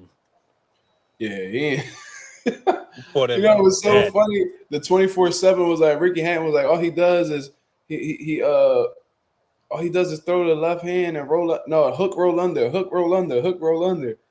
And fucking Pacquiao hit him with the right hook and rolled under and hit Ricky Hatton down. And the sad shit is he's probably right. Like Pacquiao, when you look at it, he is probably one of the most simplistic fighters you'll ever see. But you can't stop it. The nigga is too fast. It's really nothing you could do about it, even if you know the shit is coming. Yeah. Keith Thurman seen that punch coming and he still landed it and knocked him down. Okay? And then even if he don't hit you with that one fucking punch, my nigga, he's gonna just blitz you to death.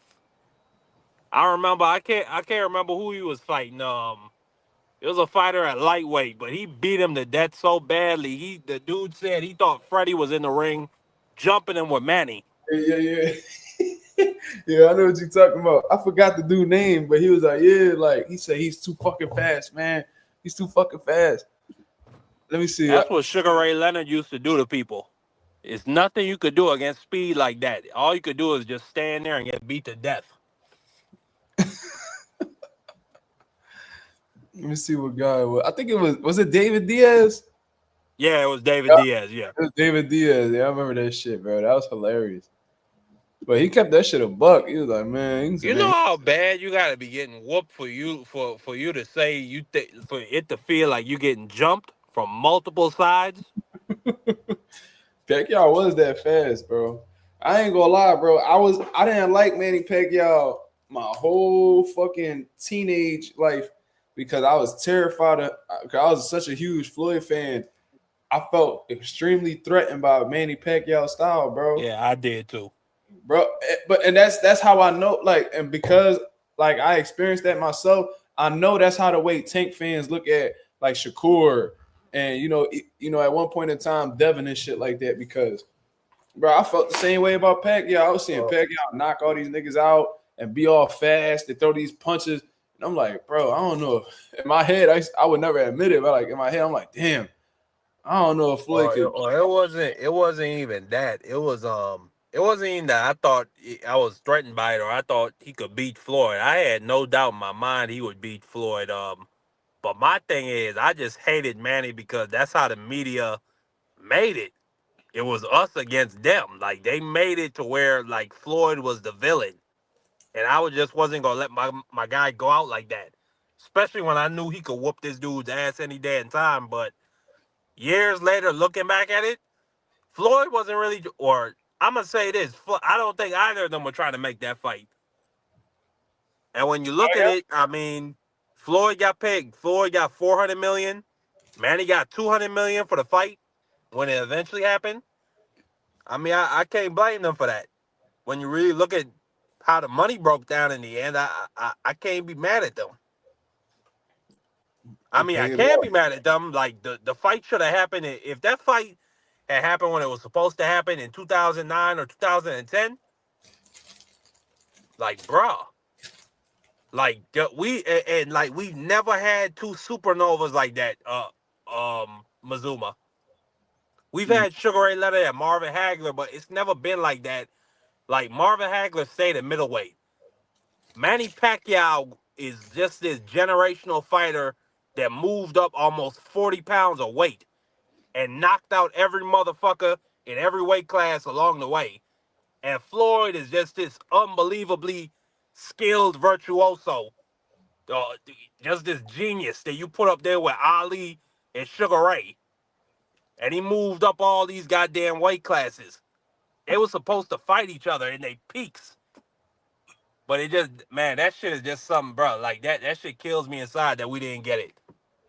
Like, I don't look at that fight we got. I don't look at that as a genuine Floyd versus Manny. I feel like we were robbed. I get it. Did you felt like Floyd was avoiding that fight in them early years? At the time, I didn't feel like that. I mean, I just didn't understand the business of boxing, so I just didn't feel like that. Well, Floyd had sent them an offer. I think what he offered him like $40 million. And So, Manny Pacquiao was like, nah, 50-50 or no fight. So funny about that, Floyd actually wanted to fight straight out of retirement, But Manny and Freddie Roach said, "Well, no, we don't want it right away because we're not going to get the credit." So Floyd decided to go ahead and fight Marquez, a dude that Pacquiao had all these troubles with, and moved him up to 147. And he said, "Well, what's the difference? Y'all want me to fight this little dude too? You see, y'all not gonna give me my credit when I whoop him." So I Yeah, think that's Floyd was just being, more difficult after the Marquez fight because of that. yeah, and that's when he got into that whole argument with Brian Kenny. You remember that shit on ESPN? Yeah.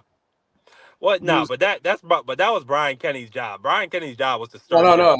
He did a great job. I'm just saying that was like that's when Floyd was like at his peak of like frustration because he was like, yo, like y'all saying Marquez small, but he the same size as Pacquiao. So if I fight Pacquiao, y'all still gonna say he's small? Like I remember he would say that shit, and then like Brian Kenny was like, we gonna give you full credit. He used to say all that shit, but yeah, and then I remember, Floyd came back again to negotiate the fight, but then Pacquiao had like all these fucking stipulations about the drug testing. And that's Yeah, and nobody talks about that. nobody, bro. As Nobody. a matter of fact, when they did talk about it, they would just make excuses for him and say, "Oh, Floyd, well, you being a bitch. Just take the fight. Why you got to put all this on this man?" What? It's crazy, bro. He wanted random blood and urine testing, and Manny Pacquiao wanted to have like a set schedule for it. At first, they were talking about Pacquiao was scared of needles and shit. How the fuck he scared This of man needles? got He this got man got tattoos. all these tattoos. Yeah, he fucking scared of needles. Then Pacquiao team was like, "Oh well, we could do the drug testing, but not 2 weeks before the fight." And ironically, PEDs take about 2 weeks in your system to really show benefits. Strength and conditioning coaches were also kicked out of Manny Pacquiao's camp in the past by Freddie Roach because they suspected them putting like Nah, shakes. But what was that shit? I think he kicked nah, Alex Freddie Ariza. Roach. Nah, Freddie Roach is a man. I respect his fucking integrity because that situation, he took a stance as the captain of the ship. He asked the man, he said, "What are you putting in Manny's shakes?" The Was it man Alex refused to Ariza? act. I believe so. I think so. Yeah, But he was like, "Hey, what you putting I in these think Alex shakes?" He wanna Ariza, tell him. yeah, Yeah, he refused to tell Freddie what he was putting in the shakes, and Freddie fired him on the spot. So I got a lot of respect for Freddie Roach, you and he was should. completely transparent about that. You should, bro. I would have did the same shit. Like, yeah, what you? Oh, I ain't gonna tell you what. All What? right, get the fuck. What? I'd have got him Get right the fuck the out. fuck out of here, bitch! Yeah, because if Manny would have popped dirty, that'd have fucked Freddie money up. You know what I'm saying? So he made a good business Forever decision. dedicated. You need to go to hell. You going to hell, bro. Whatever. You ain't get what he's saying. I don't see it. What he say? He said shakes. Oh no. I hope that's not what you meant. But Nah, either that or I got a terrible, just I a think I terrible don't mind. think he meant it like that, bro. I think that's you. That's fucked up. Yeah, your humor crazy, bro. Yeah, I think that's probably what. No, I don't think he. Nah, Wow, much love to Freddie Roach. He a legend. He gave everything he had to that ring. he said, "No, I didn't even mean it like this." Yep. So that was Marky. That was. Oh, that's terrible. He said, "I don't even get it." All right, cool. You don't need to get it. Nah, you don't need to get it. I caught it though. What? They didn't trust USADA because of Floyd's epitestosterone to testosterone levels. I don't know I don't nothing even about. know what that. I don't even know what that means. But what I will say is, that IV situation with Floyd, that is funky as hell. Looking back at it, it is funky as hell. Yeah, I still Cause he, don't really got a good understanding of that situation. Like I remember they said that Floyd was given an exemption by USADA, but apparently the exemption has to come from Nevada State Athletic Commission. Like So he got the so exemption from the wrong people, and that's why he did it. Or like one person get like USADA gave him the pass, but Nevada State Athletic Commission didn't, so they was bumping heads.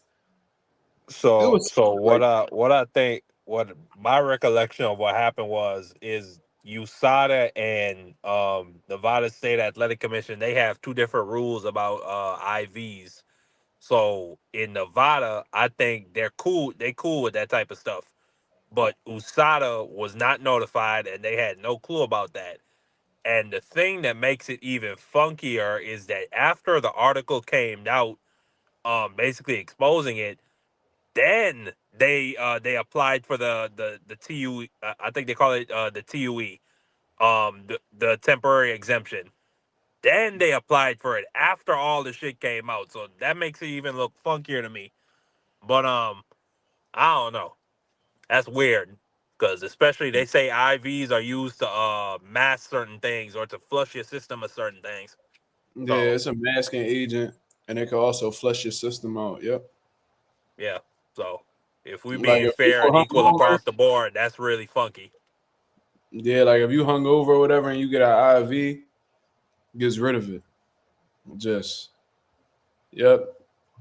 When I've seen people use IVs to pass drug tests and shit, like job drug tests, like I've heard of that. So yeah, yep. Let me see.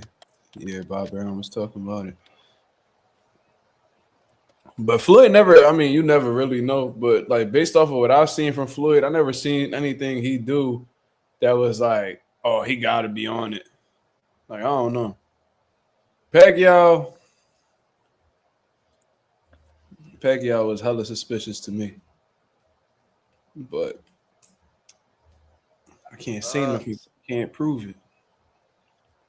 yeah, there you go. Neither of those guys are of pop, so we'll never know. Uh, Pacquiao, I have my suspicions about, but looking at it, I mean, he is a little itty bitty dude. Even I think most of his career, he fought at 143 or 144. So I don't know. I ain't really looking too deep into it. Address Tory comment. I don't see Tory comment. Let me see. I don't see Okay, Tori's comment either. What did they say? Oh, I found it. That Ryan Rowley fight shouldn't interest me, but it does. Doubt seriously goes a difference, which is why it interests me. So shout out to Tory Brown. I don't know exactly what you want me to address. It just seemed like that's something that Tory's looking forward to seeing. But Ryan and I Rowley, I stylistically, I it's a good fight. I hope that Rolly goes in there and pulls off the upset of the year. I hope he beats Ryan, but it's not gonna happen. I see Rolly getting slept inside of 4 rounds. And Hey I'm man, look, sorry if that messes up an interview for you. It just nah, is it what it don't. is, Rolly. It don't. It You don't. getting beat to death. Well, I tell you this: if Rowley, man, By the it's way, tell him stop. Tell him stop. Well, I don't know if he sent you an emoji or an actual picture of him winking, but that's some fag shit. I don't even know if I'm allowed to say that on your channel, but that's some faggy ass shit. I ain't just sending another grown man a wink, especially nah. if me and you ain't friends like that. He said, "Why I'm not backing Rolly? Why the fuck I'm supposed to back? What the fuck are you StreamYard? What are you talking about? How the fuck I got back Rolly? If that's his opinion, that's his opinion. That's his opinion. What you want me to tell you? Yeah, I ain't why about I'm to sit not here. backing Rolly? I mean, I just seen the man get beat to death. I just seen the man get beat to death. What you mean? Why I'm not backing Rolly? I know what Rolly has to do to win, but is he gonna do it? That's a whole nother thing. You know what I'm saying? Um, I think that if he gonna have to fight a real disciplined fight defensively. Is Rolly a disciplined defensive fighter though? Hell no. I think he loses focus in there. I think he got bad habits. And shout out to my boy Lorenzo with the $5 super chat. He said this vid demonetized. I'll tell you, bro, you know they've been really they've been demonetizing all of my lives, bro. All of them. Like and I've been like requesting them to get like manually reviewed, and they still block it. Like they still be like, nah, this nigga yawn nigga fell right off the face of the earth. Shit. But yeah, bro, they really been demonetizing all of my videos.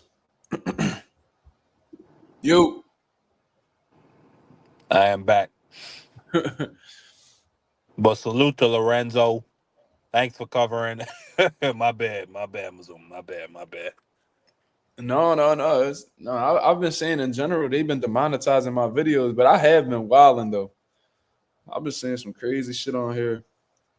I said a lot of crazy shit about gay people and all types of stuff. So that's gonna happen, especially in today's day and age.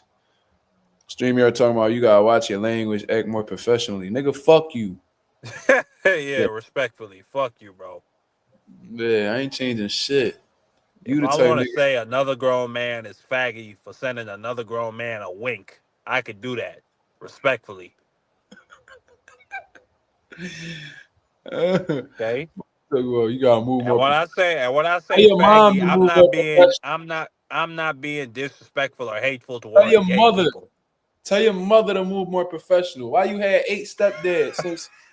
Why you had 8 stepdads and they all named Larry? What the fuck is wrong with you? I'm elevated. All his stepdads had the same name.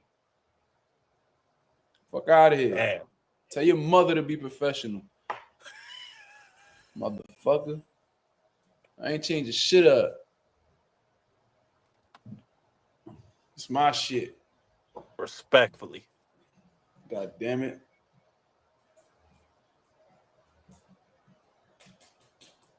But it's okay, Shmuel. You take it. Yeah, I'm talking greasy from a pink chair. Who gives a fuck? He said, Mazuma, you're taking it personal. I just want to see you do good. I'm doing well. I'm doing well. Trust me. I'm all right. But Lorenzo, what you was gonna say? No, I was just gonna say I think we are moving professionally. I just think we stating our opinions. That's all it is, bro. Yeah. I don't hear y'all getting on Polly when he be talking his shit about Ahmaud Arbery. But when we talk shit, it's a problem. We being unprofessional. Okay. Yeah, talk about why Paulie got fired for Showtime commentary. Y'all ain't ever check him about that. Yeah, talking about Europeans, the superior race. All right. Y'all ain't never tell him nothing. He said, why was Ahmaud Arbery walking around that area? Okay. All right. Ooh, I see you. I can't wait to see Paulie, cuz. I can't wait. He be in I Philly see you. sometimes too. Ooh, I think I'm gonna see Paulie next week. Hold up. Don't Paulie do commentary for Pro Box? I don't think he does. No, You sure? I am not 1,000% certain. Yo, I know he. chat. Don't Paulie do commentary for Pro Box? Oh, he coming to Philly in 2 weeks. Ooh, I'm a press Paulie. Yeah. Oh yeah, I'm a press Paulie. Yeah. Ooh, yo, on my son, I'm a press Paulie. Yeah, he do.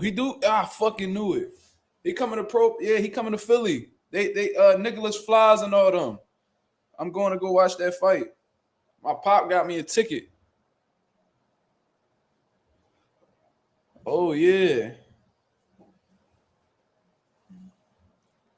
Well, God help that bastard. Like, yo, Paulie, what's that shit you was talking about, man? I don't even know if I'm gonna get close enough for that, but you know what's crazy though? I used to fuck with Paulie heavy, bro. I like Paulie. I think when it comes to being a Talking about personality, him like that show with him, Tim Bradley. If they like, I like Chris Algieri, but I think he should have his own show. I think he could bring his own people on there. But if Paulie, Tim Bradley, and Keith Thurman had a podcast, them niggas would run the boxing podcast world. That shit would be a deadly ass trio. I yo, swear to Thurman and God. Paulie probably argue every podcast, bro. But that shit would be imagine if we had a "You better not duck me, son" every damn episode, every damn week. He We probably had gonna a be like, moment "You like that. duck me, son. You know you duck me, son." Bro, that shit'll be hilarious. Hold on. I'm curious. StreamYard said, "I'm curious when the times you act professional." I act professional when I'm hanging out with your mother. I'm on my best behavior when I'm hanging out with your mother. Ain't that right, babe? When I'm hanging out with StreamYard mother, I'm real professional. You know what I'm saying? Talking about he wonder when I'm professional. Why don't you ask your mother? You know what I mean? That's crazy. I'm about to start saying some wicked shit, bro. So he just need to stop. He need to stop typing. Cause I'm about to really start talking crazy. I'm gonna really get this live demonetized. Whatever hope is gonna be left for this shit is gonna go down the drain. So he just need to stop talking. You know what I'm saying? So he need to chill. He gonna get me started. You lucky I don't know what you look like, StreamYard. That's all I'm gonna say. I feel like StreamYard is Thomas though. Y'all remember Thomas? The one Which that said that Thomas? his girl, That Thomas right there. that Thomas Wright guy. See, my girl even remember him. Thomas Wright was this fat white boy from Delaware, allegedly. I don't know. These niggas be making up characters. That his girl would cheat on him all the time, Damn. and he would take her back and Damn. shit like that. He was weird like that. And then he said that he wanted to box me, but I had to pay him. What? I'm like, bro, I never requested to box you. Yeah, but I want to box you, but you have to pay me. Like, what? Nah, That's that not how nigga that gotta be a troll. What the fuck? works. Nigga was super weird, bro. I forgot why we smacked him with the wrench, but I think since then he's come back as different characters. So I think that once we because what we doing right now is we just letting StreamYard live right now. He eventually gonna get smacked with the wrench. He gonna say something wrong one day and then he gonna get packed up forever. But I think that That once first part is wild as hell. I don't even know how you know that information about old boy from Delaware. what? The nigga girl cheat on him every chance she get, and he take her back like it's nothing. That's what he would say, He bro. just dust her off and take her back in. That shit crazy. Yeah, and then he used to say like he don't like he said he only date white girls or some shit like that. Like he I don't know, he was on weird shit. He said some If gay that's shit. what you on, StreamYard, get off that shit. I say that Wait, because what I'm he your say? brother and I love you. Oh no, StreamYard ain't say shit since then. Look, he playing it cool. So we don't smack him with the wrench. I don't know who these people are. I mean, that sounds like something Thomas would say. But we gonna let it rock. But I think that when StreamYard gets like smacked with the wrench, because eventually he is, because I'm gonna be in a bad mood one day and just pack him. So I think he gonna come back as like a chicken nugget or some shit. He gonna come back as something. These niggas be having fun with it. I ain't gonna lie. These trolls, they could literally come back and be whatever they want. I seen a nigga on YouTube in the comments and they said that they was Keith Thurman elbow. I thought that shit was hilarious. Damn. And then there was a picture of Keith Thurman holding up his bruised elbow. Bro, I don't know why that shit was so funny, bro. I ain't gonna lie. Some of these trolls do be funny as hell. Oh yeah, Ralph. Like, That's what Thomas said. I was eating, and then Thomas said, "Why don't you eat me instead?" Hey, yo. I remember that. I remember that. that was some wild shit, bro. I remember one of Real Talk's extra accounts was Mr. Milk. You remember that? Mr. Milk. Mr. Milk is crazy. That's fire. I just remember you. It was the one boy that came in the chat. What's his name? Mr. Meaty. Mr. Meaty. Yo, y'all remember Mr. Meaty? Yo, Mr. Meaty in the Hall of Fame, bro. Yo, who's the funniest niggas that ever came on here, bro? I'm about to check my my block list. Yo, you know what had me rolling? I ain't gonna lie. One time, some nigga took a picture of me off Instagram, and I think it said like Mazuma Trainee TV or some shit like that. I don't know why that shit had me dying, bro. Real shit. Yo, this is for StreamYard's mother. Right there. Damn. My girl practicing the nails right now. Look. There you go. Ask your mother if she remembers this.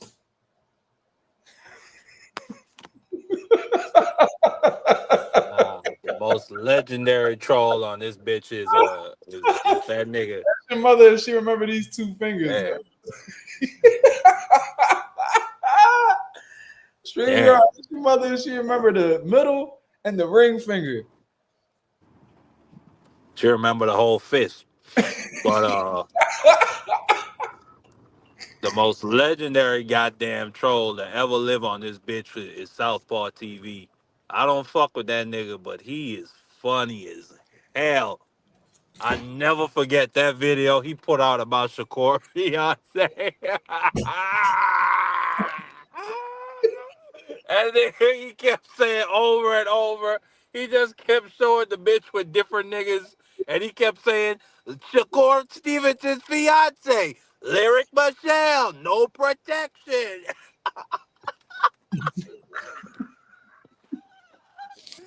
Oh, word about God, that shit had me crying. That nigga got no chill.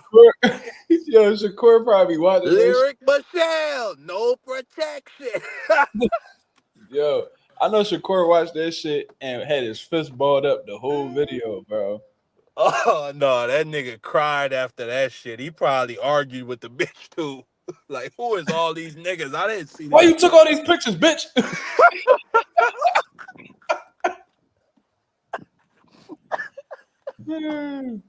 Just love pictures with niggas, bitch. Nah, that shit had me crying. I know that nigga was sad. Yo, fuck all that. Yo, yeah, I remember boxing film. Yeah, boxing film went on a rant for like 4 lives straight. Yeah, I remember that shit. Yo, Coffee Plant, $90 hoodie. I remember that. The nigga was trying to flex. Boy was talking crazy on my live. Talking about, I got $90 hoodie on. Like, what the fuck that mean, nigga? He was a weirdo. I mean, that nigga's stupid. Yeah, like, you really not saying nothing, bro. Like, the fuck that mean, $90 hoodie? I mean, how much is them essential hoodies, babe? Oh, I got an $80 hoodie, so we ain't too far. I got two $80 hoodies. We ain't far off. What you talking about? That just means you smarter than that nigga. You get to keep $10 more than him. Fuck said him. Mark, knock out Southpaw first. I would love to knock Southpaw out. He'll never fight me though. Southpaw is a method. You can't knock him out. Oh man, I would love to hit him, bro. I would love to punch him dead in his shit. But he know what it is though. He ducked me. I remember I seen this nigga in a video getting beat from pillar to post. Like, he was getting hit with all kind of body shots, uppercuts, and everything. This nigga wasn't moving. So I think he on that shit. I think he on that meth or that crack. He on some kind of dope. Yeah, but boy wasn't even punching hard for real. It was that Mexican bull. I think his name was like Lord Esteban or some shit like that. Yeah, I Lord, mean, I don't know. I don't know what the glove size was either, but still. I would knock Southpaw out with 18s. I guarantee you, I would knock him out with 18-ounce gloves. Them niggas was boxing with some regular Walmart heavy bag gloves. If I'd have I hit think Southpaw with that, I'd have slept him. I think we don't necessarily have to get a promoter involved, but we could contact BLK Prime. We get the fight set up. We pay, they pay a little undercard, $50 a piece for everybody that fight. We do it over there in Philly or wherever it's at. I go to Chicago for that. Even better. Yeah, we could just have it in a little nightclub. I don't think BLK Prime, they showed you they don't care about the lights. So it'll be a pretty cheap promotion. But we could definitely make the fight happen. I think I could do a better production on my own. I've ran amateur shows that look better than that. Them niggas had strip lights over the goddamn ring. They couldn't even pay for the lights. There's some clap on, clap off, John. Yeah. And they had waitresses coming for The nigga landed a punch too hard, all the lights shut off. And I swear to God, they had trainers in the corner ordering drinks. They had bar waitresses bringing beers from the bar. That shit was funny as hell. That shit was crazy. Nah, Yo, that shit would be funny as hell. They order a whiskey for a fighter and let him drink that shit in the middle of the corner. Like, drink that shit. It'll warm you up, boy. Yo, they said, Mark, is it personal? Nah, because if it was personal, I wouldn't offer him a fight. I would just punch him in his shit. What about Age Money? I'd love to fight Age Money. Bro, I will fight any of these media niggas, bro. Any of them. As long as they my weight, I'll fight them. Cause I respect weight class. I ain't on that other shit. H Money is a dwarf. He's an Oompa Loompa. I would starch him. I would knock H Money out cold. I'd enjoy to see that shit right there. He running his mouth so much, bro. I would love to punch him dead in his shit. Cause he swear he tough. He think he tough. He run his mouth like he big shit. I love punching niggas in their mouth. I love seeing their reaction when they get punched in their shit. After talking all that shit, ain't nothing better than whooping their ass. That's not how that nigga is in real life. That nigga's a bitch. Mm-hmm. Cause I got so many stories about this nigga from people that live in Memphis. That nigga's a bitch. Yeah, I done told you before. That nigga got smacked and got his gun took by one of my friend's uncles. Get the fuck out of here. Yeah, he work at the gas station.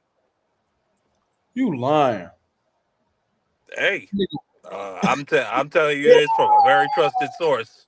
Nigga, we're gonna get. Oh, I ain't gonna shit on nobody's job. That's. I mean, nah. Yeah, gas station clerk. That's an honorable profession. But for the way how he talking, hell you nah. think he a self-made nigga? It makes sense though because he don't be making that no nigga money. Live with his mama. Oh wow, that's a bit. And he'd tell you that himself. His mom must be deaf. All that screaming he be doing, I don't never hear her complain. She must be a mute or something. I think either she is probably disabled and he's probably just using her social security checks. That or she work at night. It's one of the two.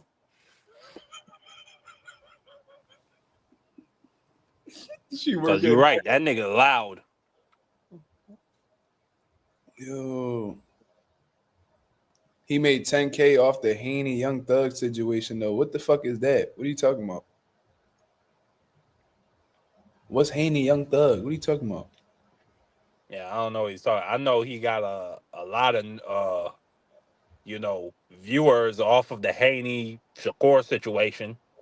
Because he had Bill Haney on his channel and he cussed Bill Haney out. I mean, if that's what you're talking about, but I don't know. But fuck H Money. Fuck him. I would love to fight him. You know who I would fight too? You know who I would fight? I would fight Mill City too. I mean, I don't know. Mill City just weirded me the hell out. There's something No, about him. he could really box though. Like I've seen him spar. I've seen him hit the bag. He's sharp. I will fight him too. I ain't on no bully shit where I'll just spark media members because they don't know how to box. I'll fight a nigga that box too. Just to show niggas where I'm at. Mill City could box. He nice. Well, I wouldn't mind seeing the fight. I just don't like how he slurp off these promoters or whoever he have on his panel at the moment. The glazing is too much for me. Mill City came here one time. Yeah, I remember that. Bro, a lot of these niggas be stopping by. Najee from Cigar Talk be watching. T.O. Senior be watching. All these niggas be watching. Rolly be watching. I be watching.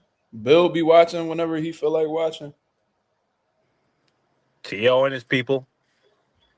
Yeah, Junior Senior, man. Junior Senior told us that You still got that live where T.O. Senior called in? Yeah, it's still on here. Okay. When he said that just post it in the comments. I want to go look at that shit. That shit is probably funny as hell. Hold on, let me see. Because if anybody loved getting cussed out, it's T.O. Senior. Yeah, he a bitch. He a cool bitch. My dad want to smack that nigga. It's a lot of people want to smack that nigga. Damn, that was already 2 smackable weeks human being. That's crazy. So this the link right here. I'm gonna post it in the chat, but it's the time frame. It's an hour and 26 minutes in. That's when he called, when he answered the phone and started talking crazy. What was my thoughts on T.O. Senior saying he want to see me? Why do I get like, okay? I bet you if he see me, it's not. This the thing though, bro, because I'm not a media nigga, right? So I don't really care to have tickets to a fight. I don't really care to get credentials taken away. Like I don't give a fuck about none of that. And then this the thing, like if TOC were to see me, it's not gonna be in front of all these security guards. You know what I'm saying? It's not going like he fuck around, catch me in a hotel lobby or something. And ain't nobody gonna be able to save you, not even your son. Your son gonna be asleep somewhere. Why, bro? Because I'm the type nigga that be in a hotel lobby 2, 3 in the morning. You know, trying to buy something out the vending machine, and then I run into you. You know what I'm saying? Like that's like, hey, nigga, you not gonna be talking that shit. Go ahead and talk that big shit to me while we on that elevator. I bet you it's gonna be one nigga walking out there, John, and it ain't gonna be him. Damn. So fuck Junior Senior. He a racist just like his punk ass son. And he's a self-admitted cokehead. He admitted it on the live. Y'all go watch the video. He said, "Yeah, I'm high on coke right now. I put coke on my wee." I was like, "What?" I'm like, "What?" This nigga said he put cocaine in his pee-pee. Look, my pop popped up. My pop be watching, so I gotta watch what I say. Ain't no way. He won't. I'm sure he did his homework. Probably did. I will beat the shit out of that. And I heard I didn't really believe that. I didn't believe that nigga was a cokehead. I thought he was a drunk. I didn't believe he was a cokehead like that. No, I know, bro. Damn. I know it, bro. Trust me. I know a cokehead when I see one. I done grew up around a few of them niggas. He act just like them. He act just like a dolphin. Just like one. Oh, man. Prayers for TLC. That's terrible. I couldn't believe that he said that. He puts it like, you know how much you gotta love coke to put that shit on your private area, bro. Like you know What how the fuck? Bro, like I remember they said Richard Pryor used to do that shit. Wait, so he put coke on his own wee and what he do with it? What? And Do then he have he'll broad have sniff it relations. off or do he sniff it off? What the hell? No, then he'll have relations while it's on him. You know what I'm saying? So I'm gonna give y'all some. I found this out. Richard Pryor used to do that. Freaky ass niggas need to stay their ass inside. Facts. But Richard Pryor said that they said Richard Pryor used to do the same thing, and he used to fuck with this joint named Pam Grier. She was an actor, whatever she was. And Pam Grier, like, she had cocaine in her cervix. And they was wondering, like, and she never knew, and that's why she wasn't able to have kids. She had a problem with having kids. Damn. And that's how damaged, how much damage he did to her. And apparently she never knew, but they said, like, yo, while you were having relations with him, was your mouth ever numb? And she was like, yeah. And come to find out, the reason why it was because she had so much that shit like crept into her bloodstream. Like shit like that. To me, that's some creep shit. When you just doing shit without people's permission and you just doing it to see what happened. Nah, that's some creep shit to me. That's super Then weird. it got all this consequences for her, but I don't know. That seemed like the type of nigga T.O. Senior would be. Yeah, he weird like that, bro. He was really freak. I would never it was so weird because he was like, oh, I shouldn't even be talking to you. Like he talked like he talked like he the all-star, bro. Like he was like, you lucky I'm talking to you right now. I mean, don't you remember a couple years ago? We got J-Lo. We got J-Lo. We gonna sell 2 million pay-per-view buys. We got Jennifer Lopez on our side. Who you know got a star like that? That's T.O. Senior. Oh, so that makes sense. You don't remember that shit he was saying? Yeah, my dad said that coke won't let your shit get soft, so if he needs it, he has issues. Coke was the Viagra of the 90s. Oh. Damn. I didn't know that. Yeah. Y'all boys from the 90s were some freaks. Junior Senior was definitely a freak ass old head. And I was like, yo, what you think about your son calling you a cokehead? He said, I'm high on coke right now. He said, I'm high on coke right now. Who gives a fuck? I'm like, sheesh. Did you see that video of T.O. Jr. saying that his dad was high on coke when he was conceived? So technically he a crack baby. You ain't never see that video?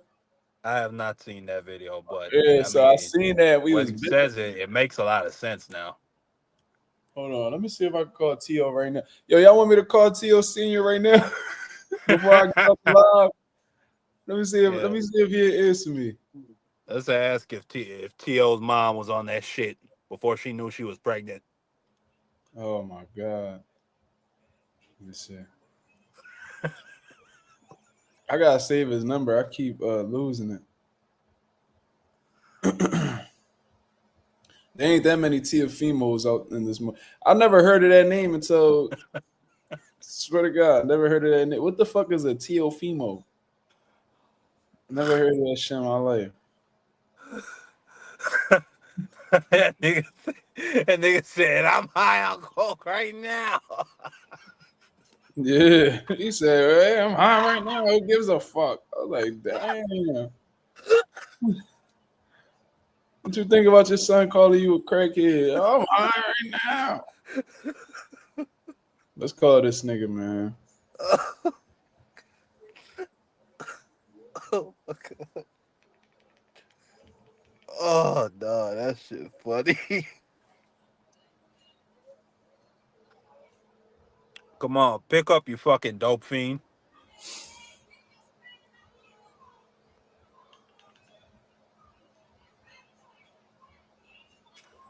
You're not gonna answer. Sorry, the mailbox is full and there is not enough space to leave a message. Yeah, he probably got bill collectors on his ass. Yeah, that nigga Plug Blew his phone up. Let me call him. Let me try one more time. He probably asleep right now. He gonna wake up. What the fuck you waking me up for? Hello. Man. Yo. Hello. Yeah. Yo, T.O. Yeah, who's this? This Mark, nigga. Mazuma TV, the one you was talking crazy to last time. You got... Which one? This don't even sound like T.O. This you? Which one? He hung up on me. Sorry, the mailbox. Nah, you can't do that. Did that nigga hang up? The mailbox. Yo, I think that nigga blocked me. Man, damn. That's That just ain't funny as sound like T.O. though. He must have been sober. That's crazy. We caught him at the right time. He said, what? What? Which one? Bro, that didn't sound nothing like him. He in bed with his boyfriend. That's probably who picked up the damn phone. Shit. Nah. I could tell that probably wasn't Senior. I ain't even gonna lie to you. That didn't sound nothing like him. StreamYard believes that's T.O. Jr. Nah, it can't be. I'd have recognized his voice. I was trying to call T.O. I couldn't find his number though. I was trying to find T.O. number. I couldn't find his number. Bitch ass nigga. Damn. Hold on. We gonna find. What was the date of that live? That was what? It was March 7th. March 7th. All right, bet. Let me check back on my call log.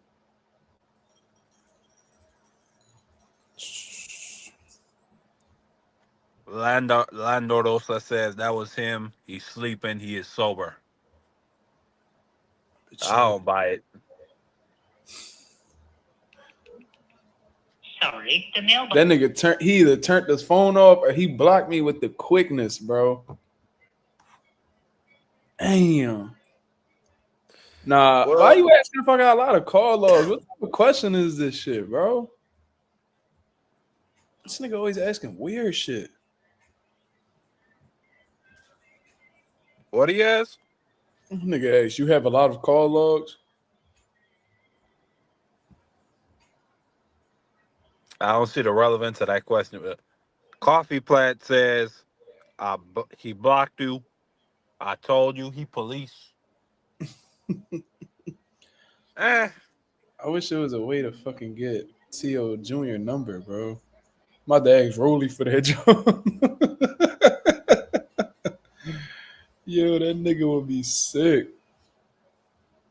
Nah, he's saying I told you he police. He talking about StreamYard. Because StreamYard asking if I got a lot of call logs.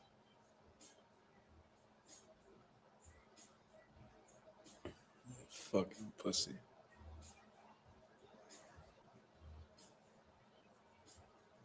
Damn. I remember I had T.O. baby mom number too, and I called her. She ignored me. Yeah, I be drawing, bro.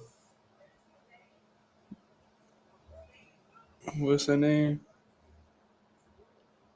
She a lot older than T.O. too.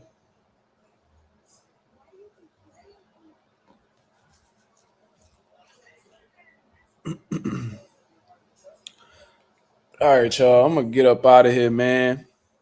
I appreciate everybody that came through and showed love to the channel. Everybody that hit the likes. Everybody that's sharing the videos and all that good shit, man. You feel what I'm saying? I'll be back at y'all with another live to start the week tomorrow. Until then, this is Mazuma TV. Y'all have a blessed, beautiful night. I'm out of here, man. Peace. Peace.